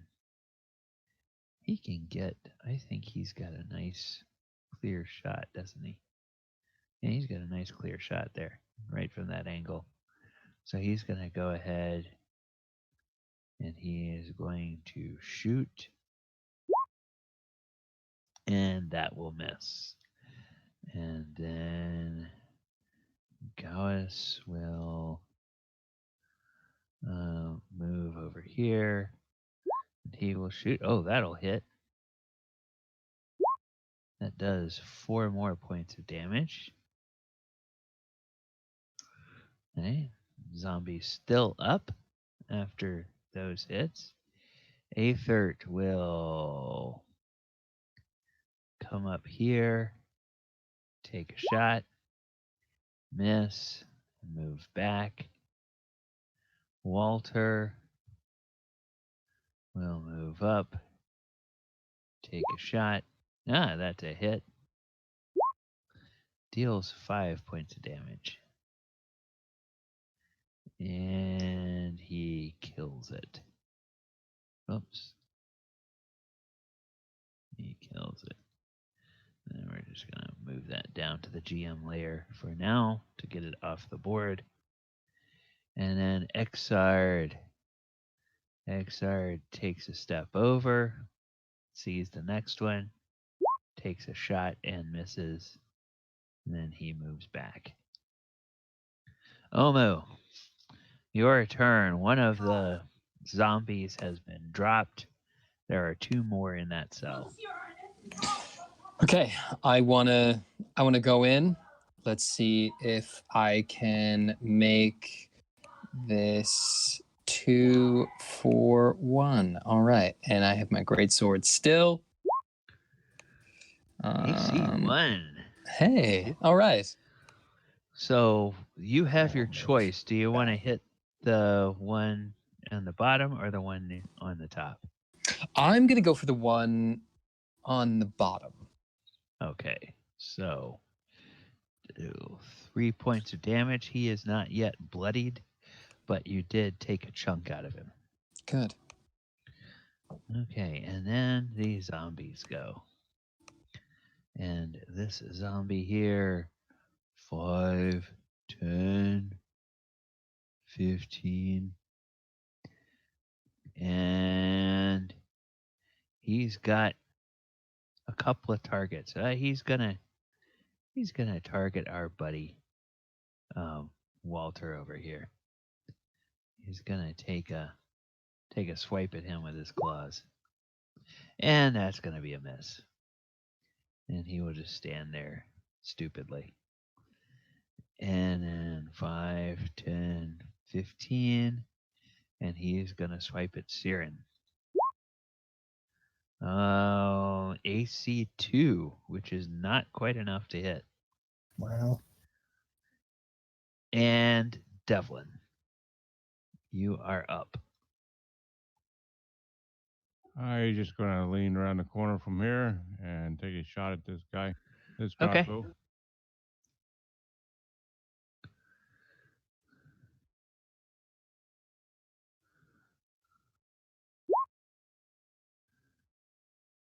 Oh, just misses him.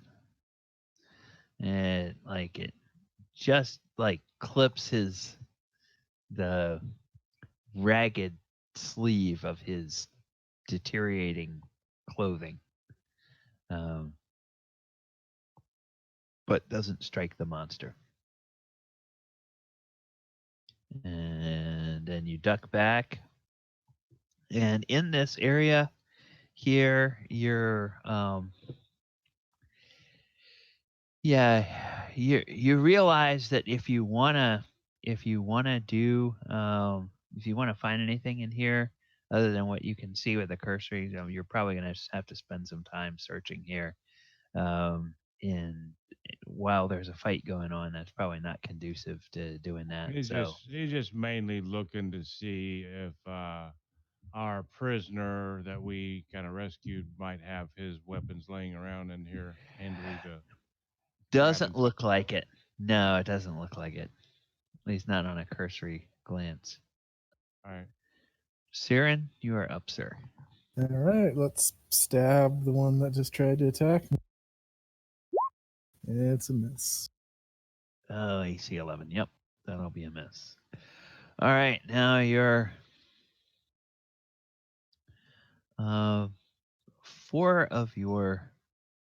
3 of your guys will attack with crossbows. So AC 12. That's going to hit an AC 7, and that will hit this guy.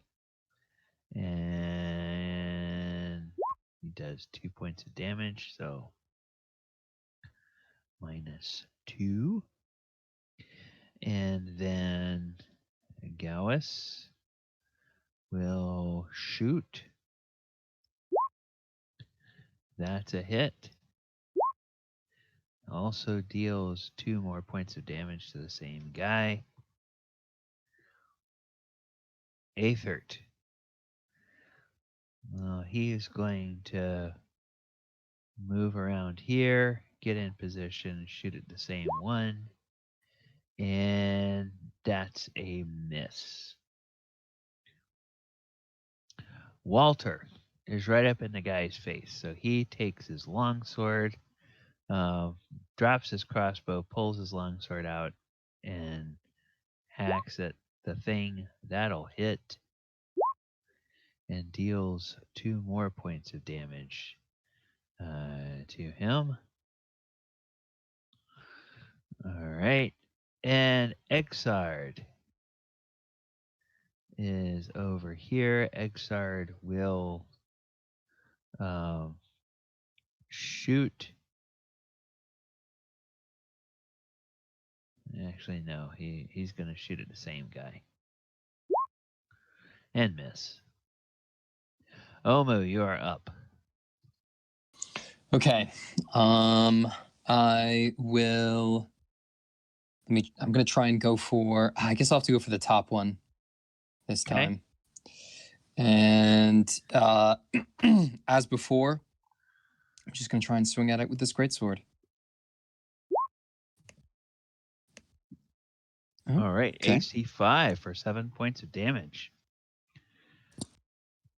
And then I will move back And bravely. how would you like to kill that? Oh zombie? wow! I want to cut him off right at the head, sever the neck. Okay. Yeah, you cut off the head, and there's no spurt of blood. The only thing that comes out is this awful stench of death, and then the thing staggers around for a moment and then falls over. And the monster does not move anymore. Okay. Oof. And I'm going to go ahead and move him to the GM layer. And then this last zombie. He is going to attack our... Ooh. That hits an AC... That hits an AC 4. And his AC is 6. So now the zombie deals... The zombie actually deals 2d4 damage with his claws. Deals 4 damage. And that is a grievous wound. And it bloodies your guard. And he's like, "Argh!" Slash with his claws.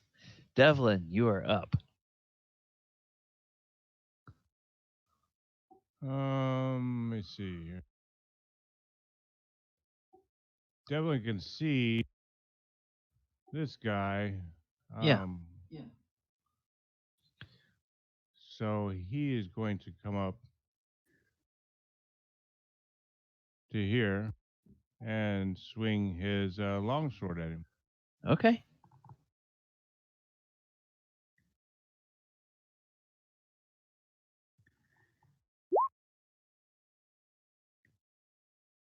AC 7 for 7 points of damage.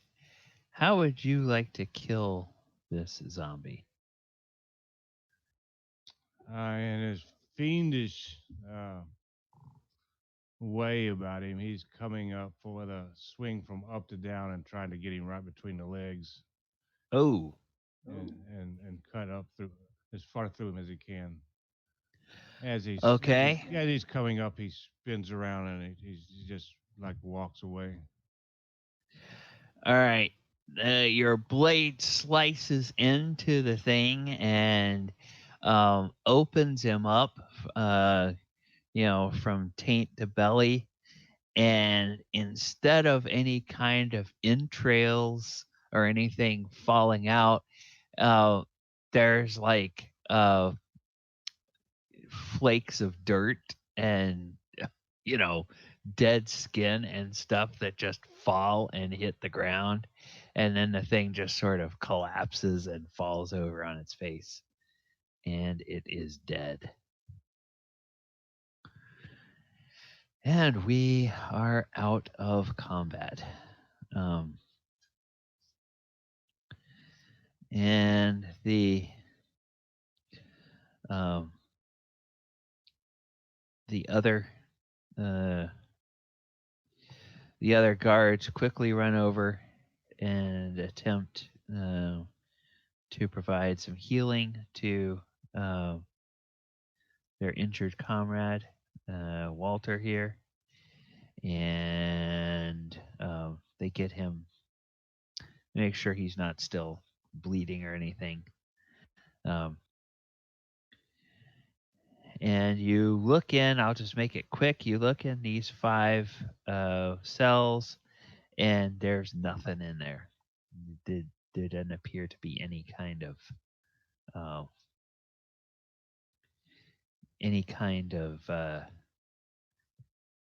gear or any equipment or any gold or anything. It's just empty cells that are now starting to air out from the stench of death that has been locked up in there.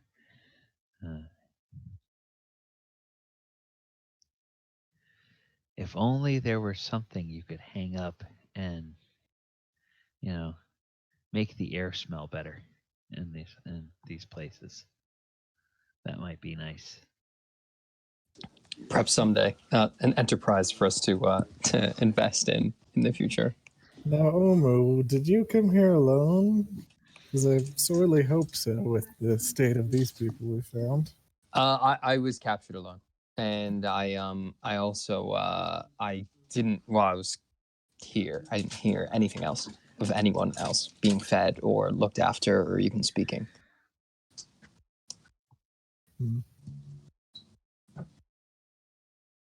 Well, we did pass an armory-looking place on the way over here.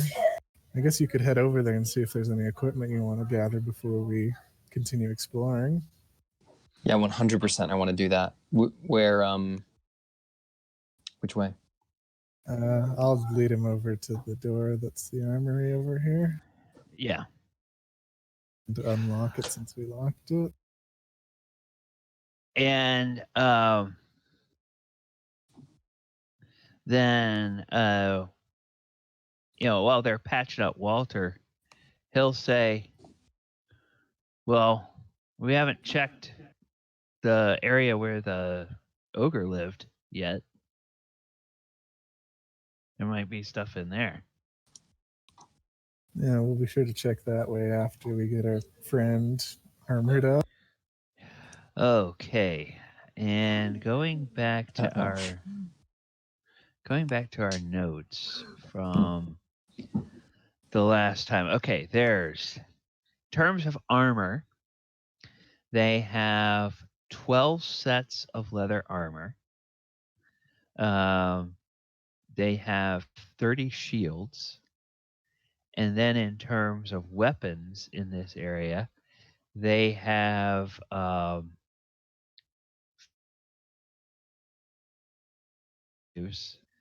3 gizarms, 3 battle axes, 70 more of the black cloaks that Devlin and Siren and Frodo took,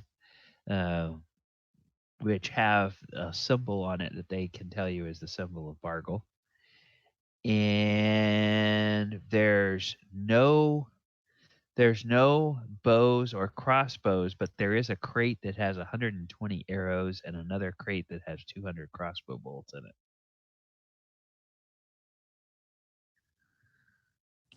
And so the only armor in there was leather armor, is that right? Correct, which is not as good as the armor that you had that was taken from you. I believe, didn't we say it was chain? Didn't I have on your character sheet that you I think it does, yeah. Yeah, so, yeah, if you can find your armor, that will be better, but if you can't, then there's at least something there. Until then, until then, I'll probably just take some of this leather armor, and I'll take one of these, These black cloaks, just in case it comes in handy. Okay. Yeah, the fellas can tell you that they were able to, with some fast talking and using those cloaks, were able to make Lugash think that he was part of their. They were part of Bargle's association. Very good. Very good. And once again, Devlin has lost one of his henchmen. His massive army that he has grand plans is being depleted before his eyes. Well, typically the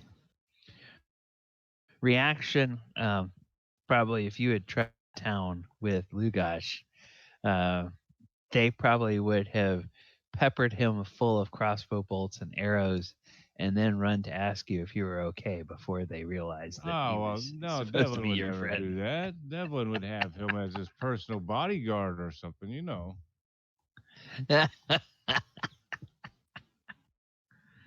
You know, this is his future base of his grand enterprise of the master of the world of thieving and roguery. Set up his own dojo here to train the arts of thievery to future He's generations. still keeping his eye out for good good bodyguards for himself. You know, he had a good contact that he thought he was making his contacts with the underworld of the area, but that guy turned on him, so he's still in search. Okay. Always looking for the grand plan, the scheme to become all powerful. Okay.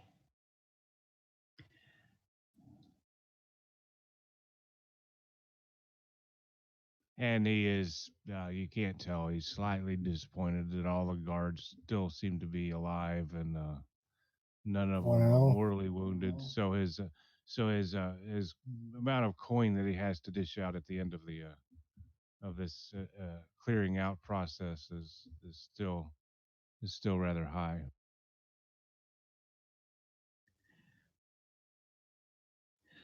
Okay. Our new comrade doesn't quite know the deal that we set up with these guards.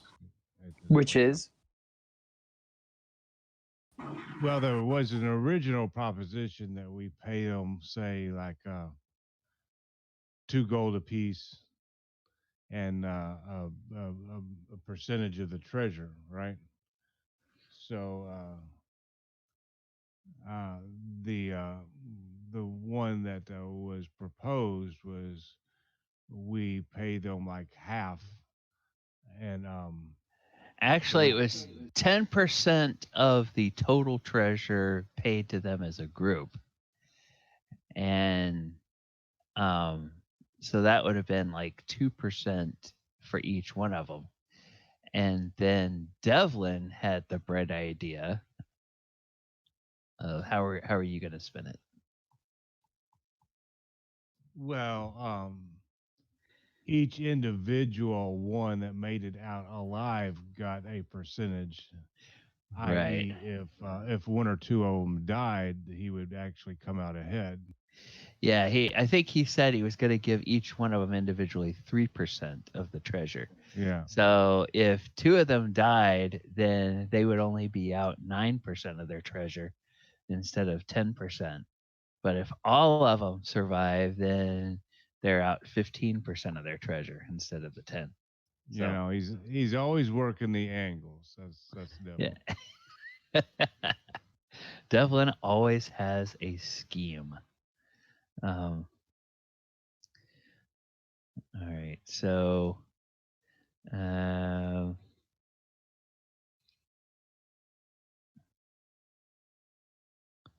He's also worked out with the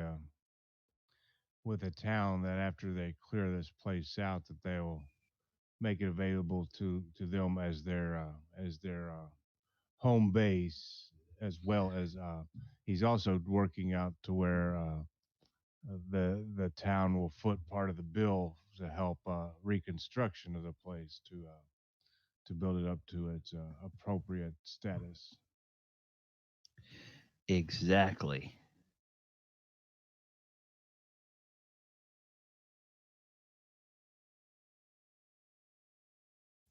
Should we check out the ogre room? Let's go check the ogre room. Ogre. What about this room that Devlin was looking at earlier? Can he at this point search it out and see if there's anything useful in it? I do notice that this pillar here seems to look a little different than the other pillar. Okay. Yeah. Let me take a look. Let me take a look here. And where are we? We're back here on. Whoops. Okay. So as you go searching around, go ahead and roll me a d6, if you will.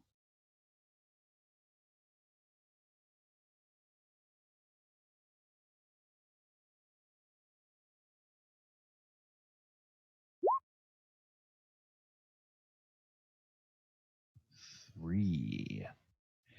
Okay. All right. What you notice with a 3 is that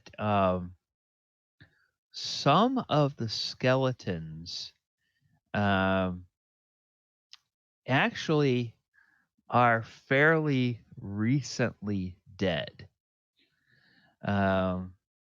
All of them are skeletal, and the ones that are more recent, you can tell it looks like the bones have been gnawed on. They've been gnawed on by very sharp teeth. Little teeth or big teeth? Well, certainly not as big as Lugash's teeth, but bigger than, say, like a rat or something like that. Do any of them have armor or weapons that? No. How you say it? Omo? Is it? How you... I think Omu is how he's pronouncing it. Yeah, Omu. And nothing that he could use in here. No, there's no gear in there at all. They're just skeletal remains. And there's some instruments of torture and mechanisms there, and anybody else that wants to can take a look in there as well, see if you can find anything. If you are going to look in there, just roll me a d6. Devlin encourages the guards to all look around. Oh, okay. They I'm will. just walking towards the ogre room. Omu will Okay. give it a shot. Well, that's not a good sign. Yeah, they don't. You don't see anything there. So these guys, they will come in and I'm just going to do this all at once. Oh, okay. So, Walter. Walter's kind of, his senses may be a little heightened as he's looking around since he's just been bitten and or scratched by that zombie, and he is a little bit on edge. He points down to the floor, and he points out, and Devlin, you can see it as soon as he does, um, that there is um, there's a trail of blood, um, not still wet, but fairly recently dried, like dried within the last few days or so. Um, Blood that leads from one of the um, torture devices, and it looks like it goes right to the base of the pillar and disappears. So I'm gonna search that pillar and see if we can find anything. Okay, now Anything let me out of the order. now let me double check your character sheet, because I always forget on some things they give to rogues and some things they give to dwarves in this edition. Da, da, da, da. Yeah, all that stuff with stonework and everything is a dwarven skill. So just go ahead and give me another d6 roll. Um, and I'm going to say that because this has been pointed out, you have a better chance than you normally would to find it.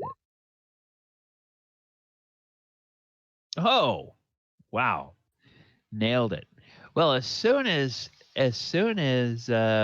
Walter points out where the blood trail disappears, you look and you realize that you can see the outline of where a secret door is that looks like it goes into the it goes into the pillar there. And after a little bit of fiddling with it, you can actually um, open it up, and you can see um, that there is a spiral staircase, or actually a not no, it's not a spiral staircase. It's a ladder that goes down into the darkness below.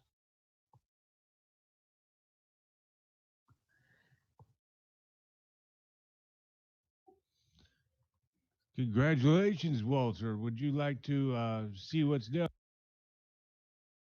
He looks at you. He's like, no, no, not if it's taken, not if it's taken bloody dead things down there. Okay, well, you may miss out on a large sum of treasure. Who knows what you're missing out on? But maybe one of the other braver, more more invested in their family's future would like to explore the area. You never seem to go ahead, Devlin. Maybe you should take the lead this time. Well, no, no. I don't pretend to be the bronze of the group. I'm more of uh, poker and prodder of things, as it were. I don't want to take the glory away from these fine gentlemen who have risked their lives for their families and their future endeavors into their town. How noble of you. Well, I'll head thank you. down That's kind first. of you to say. Okay, so Siren and you decided to come back here instead of investigating the ogre's chamber. I heard some bickering, so I decided to Okay. come back. He wants to jump in when All there's bickering involved. oh, right. Okay, well, let me see, how can I do this? I'm hoping I'm not going to wind up moving anything. I don't think I will by doing this. What you see when you look down, you see the iron rungs, because you have dark vision as an elf. Um, you see the iron rungs go down about 30 feet. And then down below, you see what looks like a little tunnel running off in this direction at the bottom of the tunnel. And there is a little pool of coagulated blood down at the bottom of this shaft. Jerry. And it looks like a human could fit through there. A human or an elf could fit through there, but it's probably going to be kind of a tight squeeze.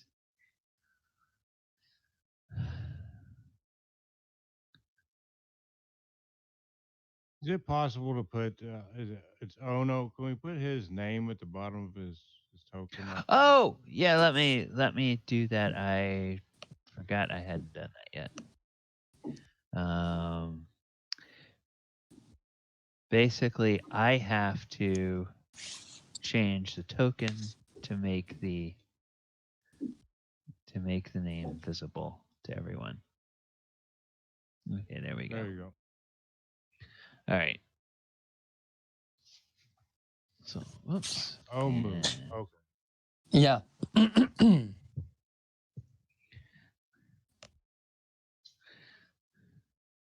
Well, I'm going to start climbing down then. Okay. All right. So you begin to climb down, and it goes down, like I said, about 30 feet, and then You hear. Go on, brave Siren, the adventurer into the depths, opener of doors without any fear of reprisal. and what I'm going to do here is, as you get down to the bottom, I'm going to add, if I can, to the map a little bit of what you see. So I'll go ahead and reveal the rest of this. You see that the tunnel heads off this way, and then after about 15 or 20 feet, makes a sharp turn towards the south. A sharp 90-degree turn. There's some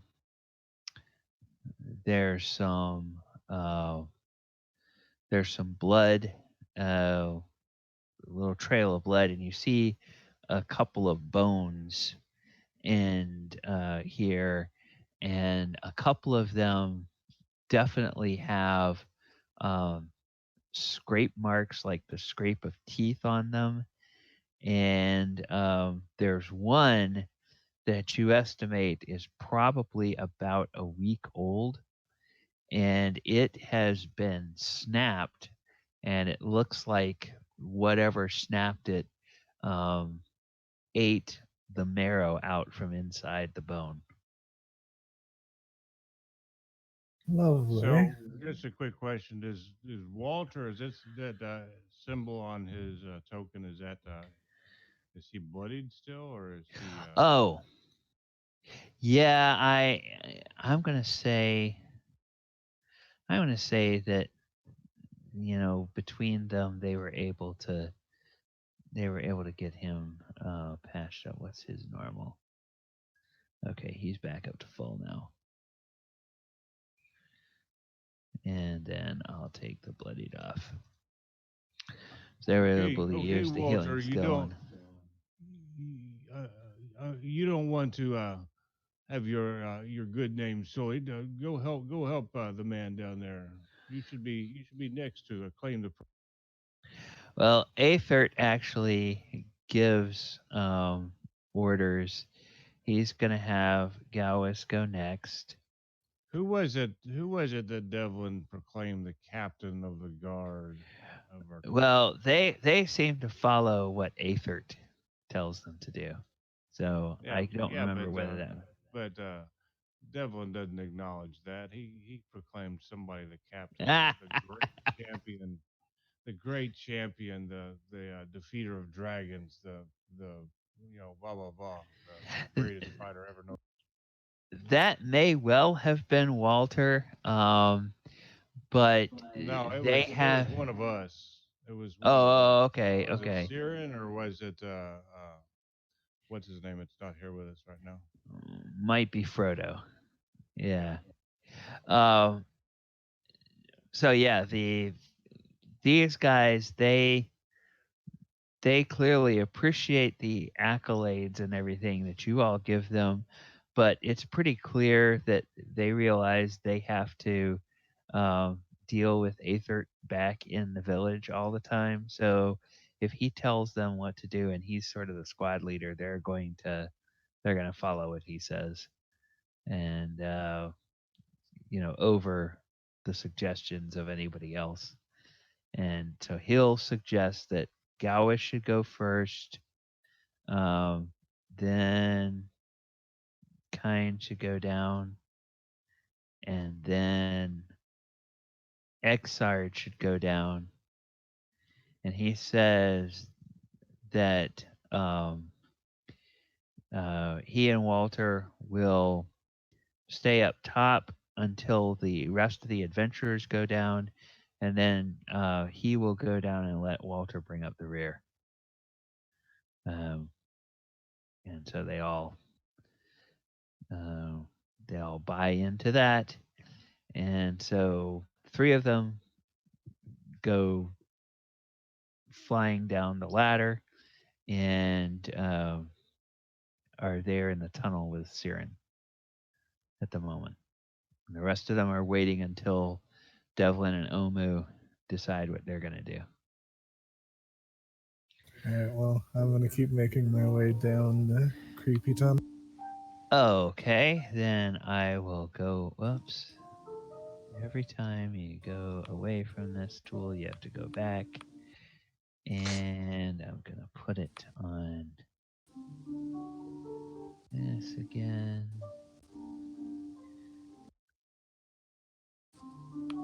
I like the music in the background there. Is that I know, Yeah. that's playing me. piano, That's me. playing The piano? TV's on. Yeah, no, it's not. It's not that I'm just casually breaking out like some symphony in the background now. Okay.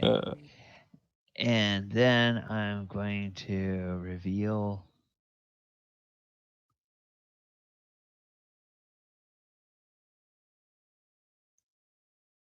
down to there. And so what is it? Is it 60 feet that you guys get? 5, 10, 15. I think it's 60 feet, but Yeah. So you can see all the way to the end of the tunnel, and it just looks like it ends in a blank wall. But the trail of blood and discarded bones continues down this way, leading up to the wall, which makes you suspect that probably that wall there's more to it than you can tell, at least from this distance. I'll use my racial ability to see if I can detect a hidden door. Okay. So. Okay. Well, I guess All I right. roll a So. d6, or do Yeah, you roll it? I'm gonna say you can roll it. So you can go all the way down there, or if are you rolling along the way? Are you? Yeah, I'll roll it as I go ahead. Okay. All right. So that's for the first 30 feet. You don't find any. Then for the last 30 feet, roll again, and then roll a third time when you get to the end.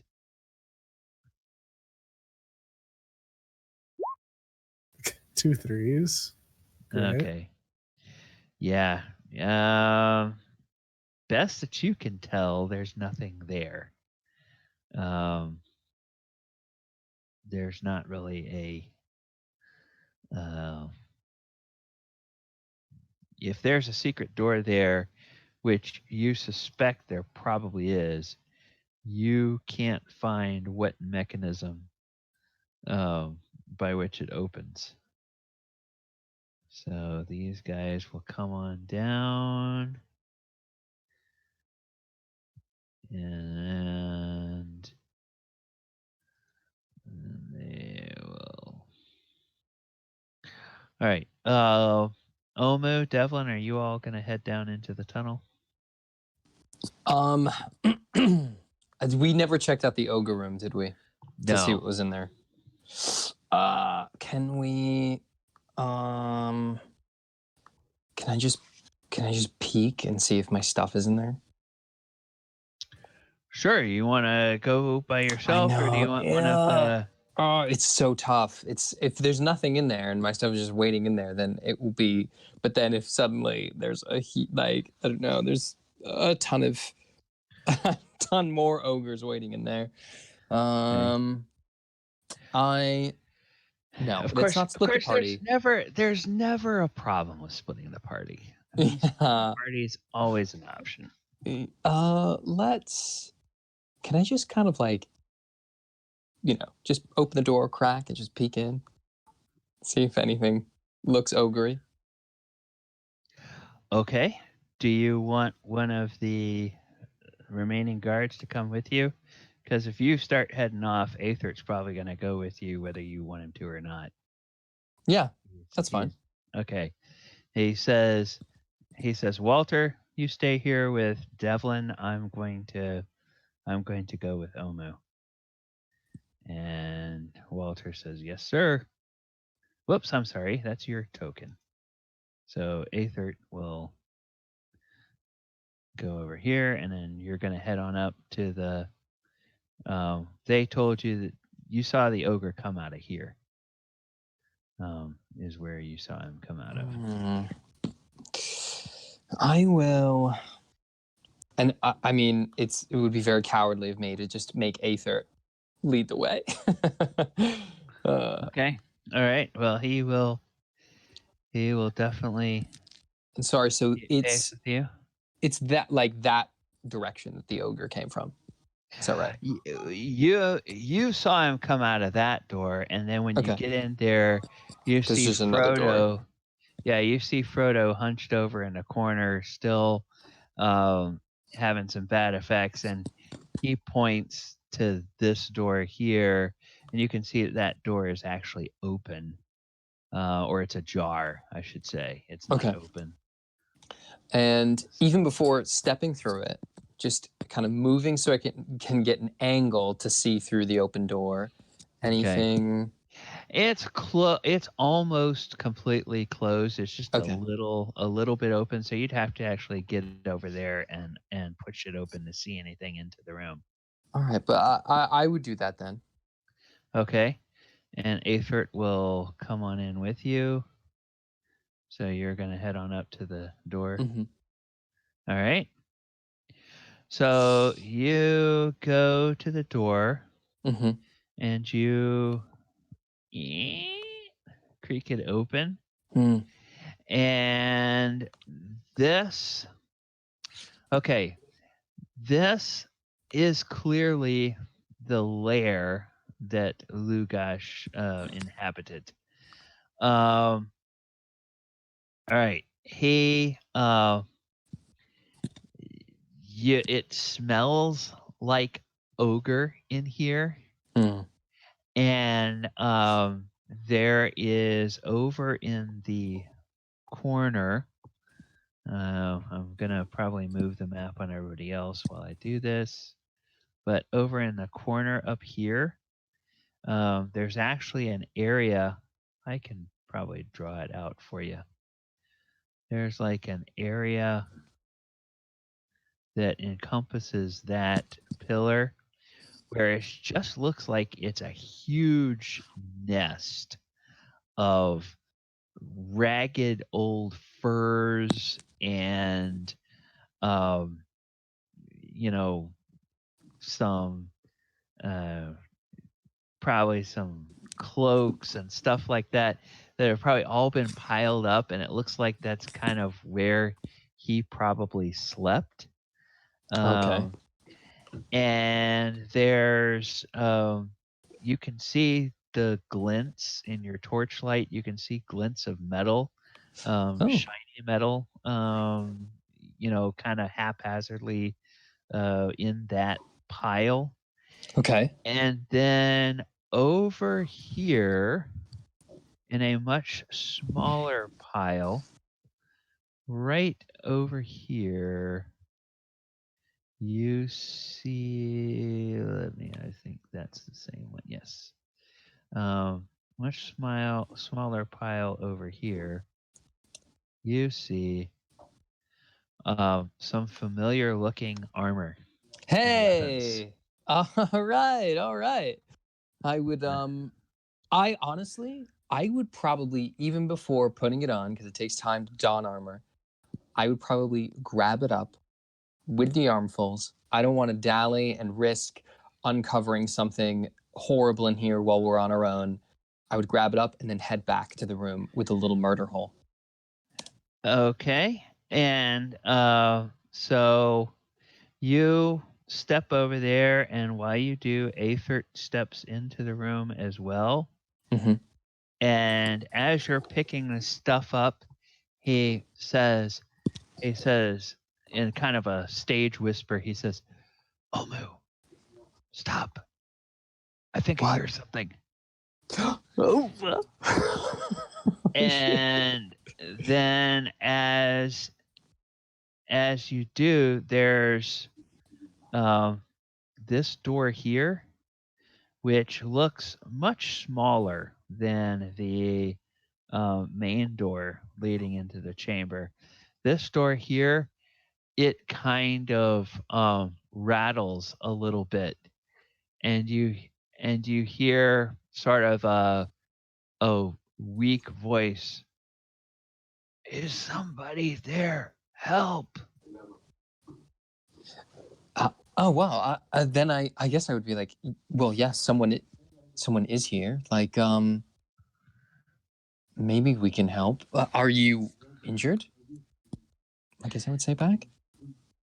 And then there's like some sobbing. It sounds like somebody sobbing and says, "Let us out!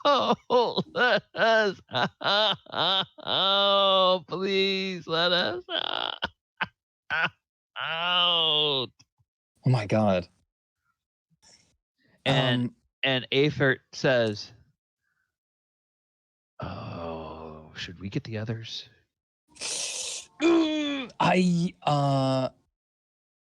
Are these people gonna go fucking ape shit if we like leave them behind and they start screaming more?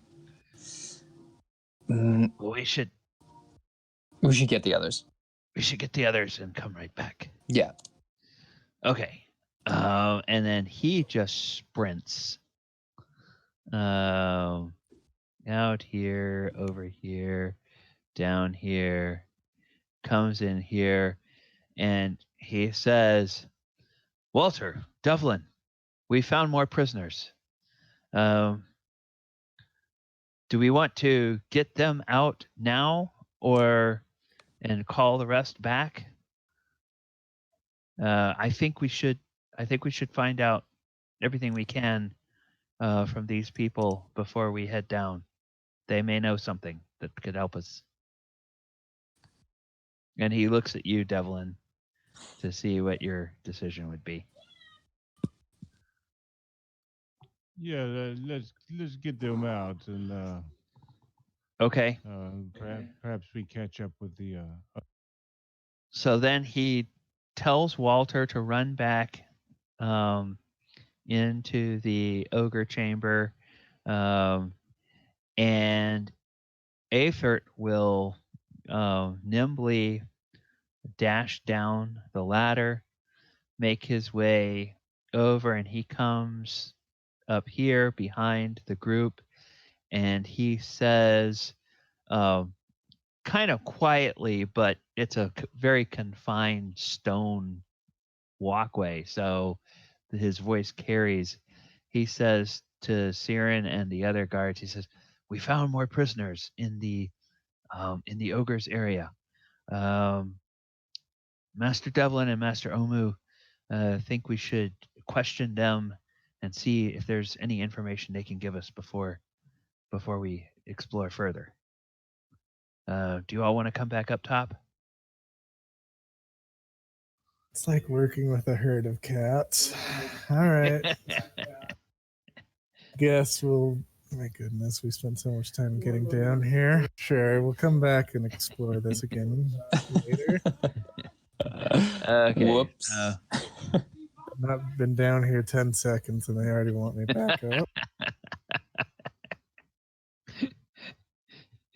So they run back over, and in the meantime, Devlin and Omu, Oh, you Siren, glad of you to join us. You not stay on task for more than 10 seconds, Devlin. well, this time it wasn't Devlin. I don't. Generally, Well, I speaking, don't know on that. task and you charging in blindly into the dragon's mouth, as it were. But yeah, well, I'm glad you could make your appearance and help. Okay, so as you guys look at this, there is a this door is actually barred from the outside as opposed to being barred from the other side. And it's a stout bar, but it's a rather small bar for Lugash standards. So Omu, you can easily lift or slide that bar back in order to open the door there. And I need to just make one more quick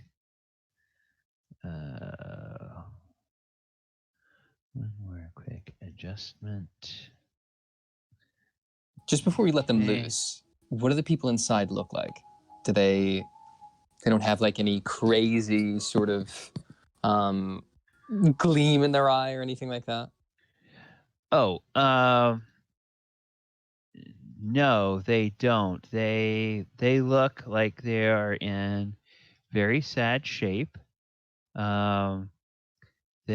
are two humans and a gnome. So we have opened the door. Yeah, I'm just making sure that their nameplates appear on their token before I open that door. Whoops. All right. There we go. Okay, and then whoop. Okay, you see three people here. There is a gnome who He's looks, so emaciated, he must not have eaten for days. and two humans. The two humans look like they are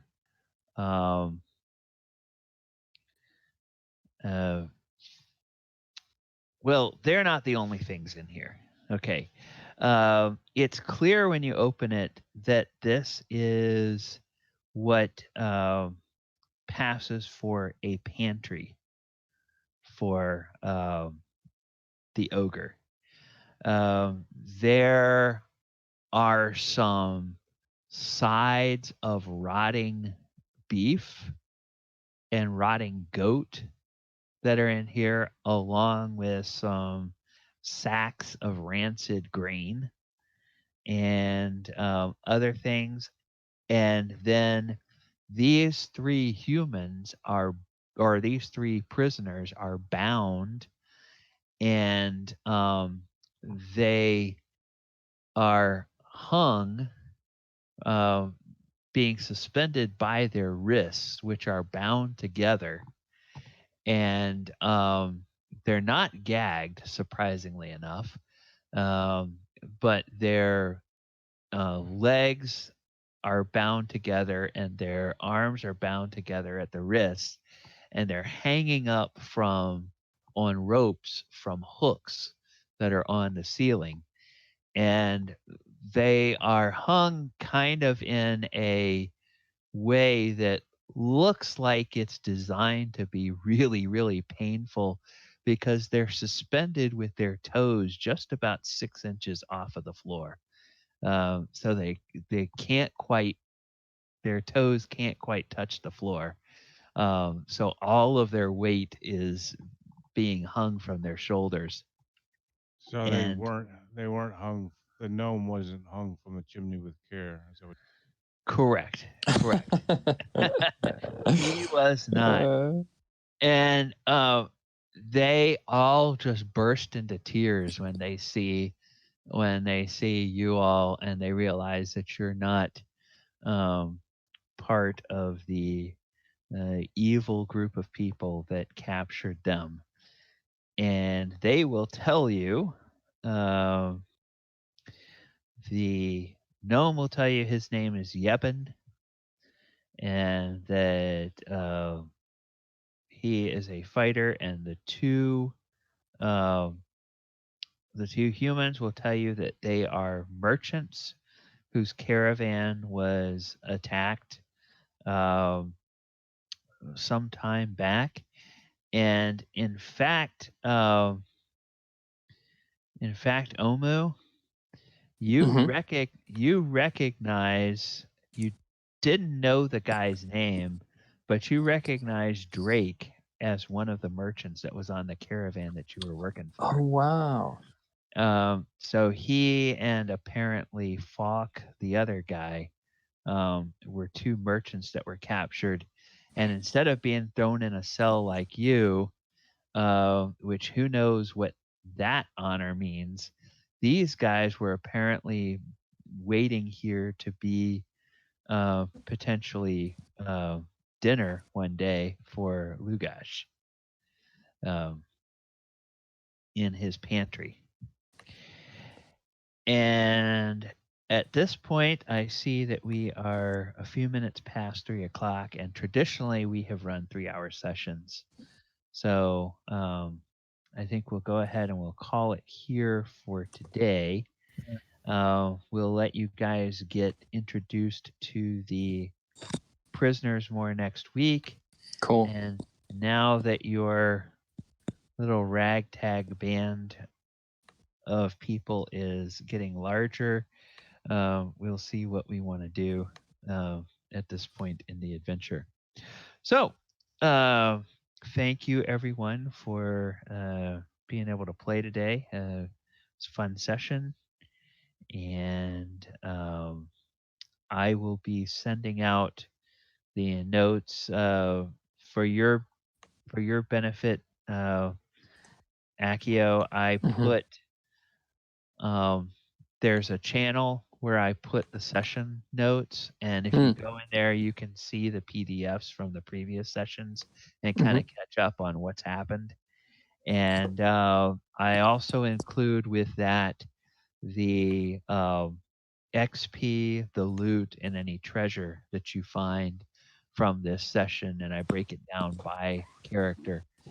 And what we'll do, if you decide you want to start playing regularly, Akio, we will create a custom character for you, and then we will transfer any XP that you've gained from this pre-generated character, and any loot or any treasure that you get from this character over to the